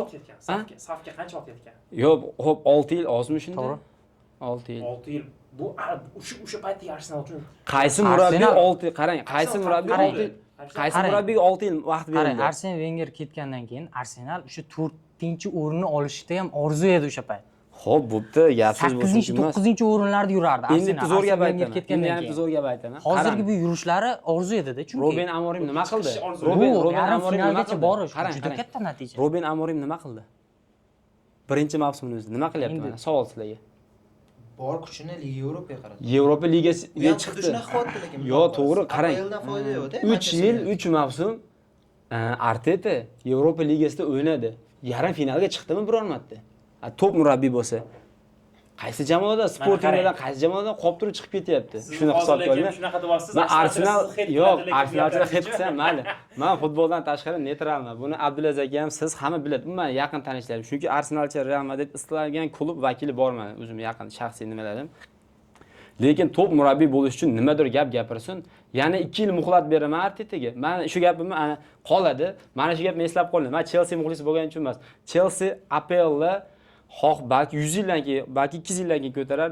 Arsenaldan oldin APL Premier Ligani ko'taradi. Mana shu gapimni xohlarini edit qo'ying. Arsenaldan oldin Shart bermaymiz-a, shart bermaymiz. Shart beramiz ham yoki hozir o'zi. Ya'ni shart emas, endi meni shart farqi umuman. Lekin aniq bilaman. Ha, bu kishi уже bo'ldi. Aniq bilaman, ko'pchilik aytishi mumkin, sen Arsenalga ishonib sochingni kalga oldirding, Realdan yeb qo'ydi, u bu gap so'z bo'lishi mumkin emas. Gap so'z o'sha gap. Oshni zo'r to'g'rashtirgan bilan damlaganda, uni ochganda, osh yeganda bo'lmasangiz nima kerak bor u narsaga? Lekin juda ham qattiq gapiryapsiz siz. Arsenal birinchi ko'taradi deyapsiz, APL. Chelsea APLni birinchi ko'taradi. Arteta shunaqa qilishi mumkin. Joker shop kelaman deyotgan ekan, eshitgan bo'lsanglar. Keyingi mavsum yutib olsa APL. A City kelasi mavsum. Liverpool bor-ku, Manchester United bor-ku, Tottenham yana jonlanadi. Chelsea bu mavsum futbol ham pikka qaytyapti lekin bunday qarasanglar. Ha, shu oson deb o'ylamayman, lekin meni shaxsiy fikrim to'g'risi. Kimdir nima deb Chempionlar Ligasini yuta olmasligi ayblash. Bu ayblash xato. Yo'q, Chunki gap o'zi Chempionlar Ligasiga yaqin 2 yil ichida qaytdi adashmasam. APL degan nom olgandan beri necha marta yutdi Chelsea? Arsenal necha marta APL yutgan? 2 marta yutgan, to'g'rimi? 2 marta yutgan. Demoqchi bo'lganim 2004-yil yutdi. Mayli, gap so'z bo'lishi mumkin emas. Ko'pchilik 2004-yil gapiradi. Nega oltin kubik olgan, gap so'z bo'lishi mumkin emas. O'sha mavsum Chempionlar Ligasida kimda yutqizib qo'yib ketgan Arsenal bilasizlar? Prime davr APLda oltin kubik Chelsea yutqizib qo'yib turib Chempionlar Ligasidan chiqib ketgan. O'sha mavsum. 2004-yil bo'lsa, o'sha 22 yilga qarab ketyapti. 22 yilga qarab ketyapti. Potensiyali bor Arsenal deydi. Potensiyali bor murabbiy 9 ochko oldinda borib turib APLni berib qo'ymaydi. 9 ochko oldinda borib turib, qanday turib APLga Manchester City o'zi Guardiola intervyu berishni boshlaganda bizdan mukammallik talab qilmaydi. Biz ham insonmiz, charchaymiz. Intervyu berib, o'zi tayyorlanib, Liverpool nima qilayotganini bilmay yurgan paytida 9 ochko oldinda borib turib, Nottingham Forestdan yutqizib qo'yib, Aston Villadan yutqizib qo'yib turib, nima qilyapti? APL berib qo'yapti. Endi bu yil Chempionlar Ligasiga qarataman deyapti. APLda 68 ochko tasavvur qilasizmi? O'tgan mavsum 63 ochko yiqqandi 6-o'rindagilar. 63 ochko yiqqandi, lekin bu mavsum endi Liverpool mavsum bo'ldi, to'g'risi. Artetani yomonlash bu xato deb bilaman. Men yo'q. shaxsiy fikrim. Qaytardi top darajaga. Nima darajaga qaytardi? Chempionlar Ligasi yarim final bu yomon darajami? Arsenal uchun bu juda ham. Arsenaldan ko'z Xo'p, yo, top sovrin nima yutdi? 6 yil bo'lyapti, nima yutdi? Sizga savol. Qarang-da, 6 yilda, masalan, 6 yil deyapsiz-ku, masalan, shu Sir Alex Fergusonga ham qancha yil ketgandi? Xo'p, mayli, nima qildi u oxiri? Sir Alex Fergusonga necha yil ketgan? 3 yil ketgan adashmasam maksimum. 3 yil ketgan. 90 3 yil ketgan adashmasam. Nimadir yutmasa ham klubni o'yinchilarni To'g'ri. Klub o'yinchilar tuzib berdi, lekin qarang, oshi qori zo'r so'ng kuygan bilan uni damlamasa nima kerak bor? Qarang, misol uchun Ronaldo bor, braziliyalik. Kelajakda zo'r o'yinchi desak, uni videosini ko'rmaguncha ishlamaydi hech kim.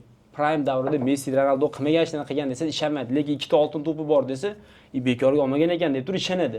Arteta zo'r murabbiy deymiz, xo'p, haqiqatan zo'r 6 yil APLda ishlagan. Nima yutgan desa, fake up desa, gap yilda emas. Ten Hag 3 mavsumda 3 ta yutib, 3 ta titel yutib, qarang. Yevropa ligasiga olib chiqib, Yevropa ligasi finalda yutsa, Chempionlar ligasiga chiqishi mumkin.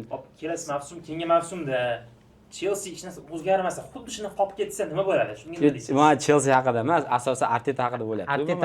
Arteta haqida bo'lyapti. Chelseadan tan olaman. Artetani hozir o'sha 6 yilligini gapiryaptilar faqat. 6 yillik. Arteta 6 yil ichida nima qildi? Gap o'zingiz Chelseadan nima kutyapsiz keyingi mavsumda? Bu to'g'ri. Agar Liga Chempionga chiqsa, murabbiyni almashtirsa, Arsenaldan yuqoriga boradi. Agar murabbiy Chelsea 5-o'rinda APLda? 5-o'rinda kuchli to'rlik uchun talashyapti. 5talik bor APL Bu mavsum 5ta. Endi kelasi mavsum ikkita anaqa Yevropa ligasidan tez chiqadi. agar yutsa Liga Yevropada o'ynaydim, konferensiyani ikkita xohishi bo'ladi. Agar Chempion Ligasiga yo'llanmasa, konferensiya yutsa yoki Yevropa Ligasi yoki Chempion Ligasi yutish xohishi beriladi. Yana bitta narsa, o'ynash. agar konferensiya ligasini yutsak, Yevropa jamoalari orasida birinchi bo'lib turib top 3 Yevrokubok qo'lga kiritgan jamoaga aylanadi. Chunki Antoni bor. Ya, Antoni nom jihatdan Bir o'zi to'g'ri ayblab tashlaydi. o'ynayapti, lekin bilmadim, ko'ramiz. Даже boshida o'ynaydi. Lekin shunda ham tarixga kirib bo'ldi. Yevropa jamoalari orasida top 3 Yevrokuboklar finaliga birinchi bo'lib borgan jamoa aylandi. Menimcha bu rekord hech qachon. Yo, Chelsea hozirgi holat haqida ortiqcha gap gapirmayman. Lekin Rasvo konferensiyalarni holatda. yutsa, Yevropada Liga Yevropani yutgan hisoblanadi, Chempionlar Ligasini konferensiyani yutgan hisoblanadi. 3 ta. Chelsea Hozirda bor 3 tani yutgan Chelsea'ning bo'ladi. hozirgi holatini katta jamoa demayman. Tan olaman, Chelsea hozirgi holati Newcastle darajasiga ham javob bermaydi. Bu narsani tan olib aytyapman. Top 4 Men bu narsani muxlis sifatida tan olaman, lekin Artetaga adoyatim yo'q. Zo'r murabbiy va Arsenalni hurmat qilaman, o'yinchilarni ham, boshqalarni ham adekvat sifatida, misol uchun Gendozil o'ynagan, Jakel o'ynagan, Ozil o'ynagan, Peter Cech o'ynagan, Willian o'ynagan Chelsea'ning sobiq nimalari. Jorginho Chelsea bilan o'zi o'ynadi. Arsenal yaqinmi? Yaqin, o'zi oldi berdi. Futbolchi oldi Qudachilik- berdilar yaxshi. Qudachiligi ko'p. o'tgan bo'lsa, Husanovga nima bo'ldi, nima deb o'ylaysizlar? Mavzuni o'zgartirib tashladingiz-ku. Husanov mavzusi Shu bola Barsaga Barsaga tushib ketadi lekin. Realgacha Realga. Asensio bilan tanday. Realda Valixo bilan Yo'q, birinchi Donetskka o'ynab o'tgan to'g'ri. Valixo ko'ryapsiz, mana kecha birinchi assistini berdi. 36 daqiqa Yomon gol bo'ldi o'ynagan. lekin. 36 daqiqa o'ynadi Valixo. Qirol. Общий. Pas.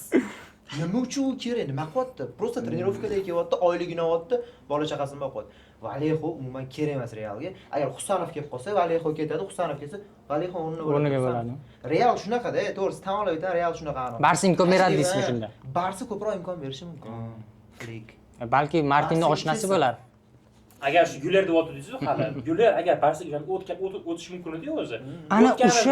Ana o'sha Barsani taktikasiga 100% to'g'ri keladigan futbolchi. Pedri Gavi bilan tandem qilardi shu ikkovi. Pedri bilan tandem qilardi menimcha. Yamal bilan ham yaxshi kelishardi bu. Yamal bilan yaxshi kelishadi. Güler yaxshi tanlov o'qigan, birinchi avvalambor. Yo, Guler yaxshi tanlov qilgan. Yo, Barsani kutmagan, Real chiqqan. Yo, Guler tanlov yaxshi bo'lgan bu yerda. Barsachi bo'lgan Güler ham. O'zi Barsachi bo'lgan aslida. Yo, Guler tanlov yaxshi bo'lgan, yomon bo'lgan deyilmayapti. Shunchaki agar Guler Barsada bo'lganda ko'proq vaqtga ega bo'ladi, haqiqiy vaqtga ega bo'lardi. Mana shu narsaga keldi. Ancelotti bermadi-da, bermadi. Shunga mana hayron qoldim. Mana endi sekin-sekin Ancelotti yoshlarga ishonadigan murabbiy emas, mana Shu shaxsiy bilan siz fikrim. gapingiz bo'yicha Husanov Barsaga kelsa yaxshi bo'lardi. zo'r bo'lardi. Mana shu Atletico kelgani yaxshi. Demak, o'zi Husanovga savol. Nimaga unaqa bo'ldi? Mana shu eshikda qishda o'tdi o'sha Cityga. Ketma-ket asosiy tartibda tushdi. Yo, normal o'ynadi lekin ikkita gol vaziyatda qutqarib qoldi Chelsea'ga qarshi. Baribir yeb qo'ydi-da Chempionlar Ligasida. Yaxshi o'ynadi Viniciusga qarshi. Zo'r o'ynadi. Viniciusga qarshi zo'r o'ynadi. Bir marta o'tkazib bo'ldi. Bir marta o'tib ketdi. Lekin Husanov zo'r o'ynadi. Nimaga hozir unaqa bo'ldi? Nimaga mana shu Guardiola hattoki tarkibga qo'shmayapti, zaxiraga qarshi qo'shmayapti. Ko'plar O'zbekistonga kelib ketgandan keyin shunaqa bo'ldi deyishdi. Undan emas, menimcha undan emas. U sabab emas. Uni hech qanday aloqasi yo'q deb o'ylayman uni. Yo'q, lekin o'sha Cityni rahbariyati yozdi-yu, Husanovni xavfsizligiga salla qaraysalar dedi. Ya'ni O'zbekiston xalqini o'sha Husanov yonida yuradiganlarni aytayapti, salla qaraysalar. Misol, to'g'ri aytayapti-da Citychilar ham. Hamma oldiga kelurdi Husanov. Husanov meni o'zi qo'shdim shaxsan. Men o'zi olib turadi mahallada. To'g'risi, men ham bordim oldiga. Bemalol, odamlar bemalol kirib yuribdi-da. Uyiga rasm. Futbolga qo'l qo'ymagasizmi deysiz? Yo'q, u emasman. Men ham Real formasini kiyib oldiga bordim. Nima olib izdiyotsa qolsa Real formasini kiyib deyapti. Yo izdiyotsa qilishdan emas, prosta men Real muxlisiman, kontent uchun, prosta rasmga tushib olish uchun bordim Real formasini. Men so'radim o'shanda, Real formasiga qo'l qo'yib berasizmi? Yo'q, imkoni yo'q, aka. Keyin uyimdasiz, uyimda video olmang dedi. Prosta rasmga tushib oldik, bo'ldi. Endi qarang, даже uygacha odamlar kirib yuribdi-da, o'zimni misol qo'yayapman. Kim javob beradi uni xavfsizligiga? Любой odam kelib, misol, endi xudo ko'rsin, nimadir qilib qo'yishi mumkin-ku. To'g'risi, Husanovga hamma odam yonida aylanib yuraverdi-da. Navbat bilan kiryaptimi? Qo'pol qilayotganda Zlatan emasda Husanov axranasi yuradigan. Axrani yo'q yonida. Ko'chada yurib, balkim bordir, lekin kutib bo'lmaydi, ya'ni. Любойchasiga nimadir qilishi mumkin-da, yomon niyatli odam. Xakerlar ham yo'q bo'ldi, menimcha. Yo'q. Bilib bo'lmaydi, dushman bo'lishi mumkin-da har qanaqa vaziyatda. City o'shani yozdi Instagramda, o'chirib tashlashdim shu gapini City o'chirib salla qarashlaring kerak bunga, ko'proq qo'ruvlar. Umuman City emas, Cityga aloqador bo'lgan inside kanallar ham yozdi uni. Bitta gaplar aytganda, bunaqa ajiotaj yana bunaqa hype tayyor emasdi, to'g'rimi? Shunaqa. Sizlar hech kim hype bo'lib ketdi, rostdan ham Husanov. PlayStation reklama qiladimi borib turib. Men misol uchun nima keragi bor? ha, shu Hollandlar nimada agar reklama qilmoqchi bo'lsa, qanaqa bunaqa studiyalarda boshlarda bo'ladi, to'g'rimi? U ko'chada asfalt o'rtasida turib PlayStation reklama qilyapti. Har narsani reklama qilish ham mumkin emas ekanda. O'zi qo'l qo'yiladi. Sartaroshxona reklama qilyaptimi borib turib, u darajada Pumadan boshqa narsa emas. kiymaydi bilasiz, Husanov. Shartnomasi bor. Shartnomasi Jako bilan bor. Shu endi Jako O'zbekiston milliy terma jamoamizniki. Puma bilan. Pumadan boshqa narsa reklama qilmaydi. U endi to'g'ri o'zining shaxsiy brendini reklama qilgandir, ana AK Abduqodir Husanov kepka, ana PlayStation misol Sony chiqaradi PlayStation, to'g'rimi? Sony chiqaradi. U PlayStationga o'sha sotayotganiga Sonyga daromad keltiryapti-da, lekin City rahbariyatlaridan so'ramasdan qo'yapti bu narsani. To'g'risi-da. City rahbariyatidan so'rash kerak nimadir reklama qilish uchun. Chunki Husanov ko'tarib bergan klub bu City bo'ladi. Manchester City gigant klubi bo'lgani uchun O'tgani uchun ham hamma o'sha Husanov bor. Husanov shu bilan mashq qilayotgan mavsumda Cityda qoladimi yoki uni ham arendaga berishadi, nima deb o'ylaysiz? Men Guardiola beradi deb o'ylayman lekin. Barsaga o'tsa zo'r bo'ladi. Yana shu fikr. Qolib kurashsa yaxshi bo'ladi. Deb Husanov, chunki u hozir botga atrofidagi botga anaqalar. Endi Barsa Men Newcastlga o'tishini xohlagandim. Barsa olmaydi. Baribir qanaqadir anaqa pastroq klub bor edi. shunday. Va ligadan ham shu yetilik Atletika olsin, ijaraga Atletika shunaqa olsin, zo'r ish pastroq klub bo'ladi. bo'ladi. Atletika olsin. Endi agar Barsa agar jins qo'zib qolib. Olmaydi. Qiyin deb o'ylayman Barsani olishi. City savnesini ishlaydi bersangiz. yaxshi lekin. Kechish mumkin. Hamma shu arendaga o'tadi deb o'ylayapmiz. Yo, menimcha qolib kurashgani yaxshi deb o'ylayman. City o'zi bilan yo aka. Hayajon juda kuchli-da. Yo, City qarang. Tushyapti, hayajonlanyapti. Yo, City o'zi shunaqa jamoa. Haligacha. Zo'r o'yinchilik rostdan. Haligacha hayajonlanadi. Yo, zo'r o'yinchi, lekin Guardiolaning taktikasini bilasizlar. Foden o'tgan mavsum kim o'ynagan, qanaqa o'ynaganda? Dokor o'rniga tushirib qo'yapti-ku. Zo'r o'ynasa bo'ldi, o'sha o'yinchini tushiradi, uni olib tashlaydi. Ana Orelimida Husanov o'rniga tushgan o'yinchi 6 o'yinda, 6 o'yinda 4 ta assist, 3 ta gol uryapti. Qanaqa assist, qanaqa gol qilyapti? Yo, to'g'ri nisbatan, lekin nima qilyapti? Guardiola markazga ko'chirib chapga Orelin qo'yapti, to'g'rimi? Yaxshilarni qo'yaveryapti-da. Ha. Endi Husanov ham Guardiolaga to'g'ri kelganki, O'zi oldi. 50 millionga olgan. Bunday olib qarasan. O'zi olgan. Lekin hozir faqat Instagram'i kontent uchun. Faqat Instagram uchun bo'lib Instagram uchun. Bunday olib qarasan. Kontent qoldi Instagramda City'ni O'zbeklar yozyapti. O'zbeklar kommentariy yozyapti, aktivini oshirib yuradi. O'zbek siladi. Faqat Instagram uchun olinganda yo'q. Endi-da. Bilmadim, nima qildi rostdan. Endi umid juda katta bo'lgan lekin bunday olib. Shomurodov nima qilyapti? Qotdi deb o'ylayman-da. Bosh 4 ta o'yindan keyin bunaqa hal qilish. Yo, aka qarang. Shomurodov nima qildi? Men haqiqiy lider bo'lsa, Shomurodov ko'rsatdi. keyinchalik ham olib ketdi-da, Ha. to'g'ri lekin. Shomurodov nima qildi? Men misol uchun to'la zaxira o'yinchisi bo'lib qoldi, deyarli sotilishi aniq bo'ldi, ijaraga bergani ham jamoa topolmay yurdi. Rahmim kelib ketdi, to'g'risi gapti. Hozir nima bo'lyapti? Shartnomani uzaytirmoqchi. 2029-yilgacha, 28-yilga shartnoma imzolamoqchi. Chiqyaptimi? Har demoqchi bo'lganam, har endi to'g'ri ko'pchilik aytishimki, Romada o'ynaydi, u edi, bu edi. Dobik degan hujumchi sotib oldi. 30 million, 40 millionga sotib olgan o'yinchi bilan raqobat taklif qilyapti-ku. To'g'rimi? To'g'ri. Endi biz bilmaymiz nima bo'lishini, baribir Husanovga omad tilaymiz. Ha, albatta. O'zbekistonning yuzi bo'lib qolgan, hozir shu APLda birinchi futbolchi bo'lib turibdi. To'g'rimi? Shuning uchun men o'ylashim bo'yicha raqobat Ikkinchi futbolchi APLda. davom ettirish ham mumkin. Da, ikkinchi futbolchi. Raqobat davom ettirsa ham bo'ladi, lekin ijara ketsa ham yomon bo'lmasin deb o'ylayman, chunki o'zini APLga moslab oladi va o'ynab chayishi mumkin. APL boshqa klubiga ijaraga ketsa xursand bo'lardim. Newcastle chunki yangi tuzilayotgan jamoa yoshlar bilan ham yaxshilayapti. Masalan, Gordon degan o'yinchilar chiqyapti, Isaklar chiqyapti.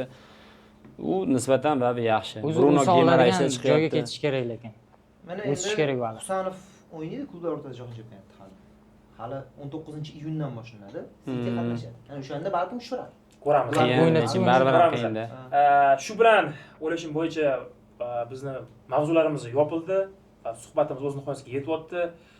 Sizlarga yana bir bor rahmat kelganlik uchun. Rahmat kattakon sizlarga. Zo'r ideyalar, zo'r faktlar gapirdinglar, zo'r suhbat bo'ldi. Va albatta bizning sahifamizga obuna bo'lishni unutmanglar. Like bosib, qo'ng'iroqchani bosib qo'yishni unutmanglar. Hammaga rahmat.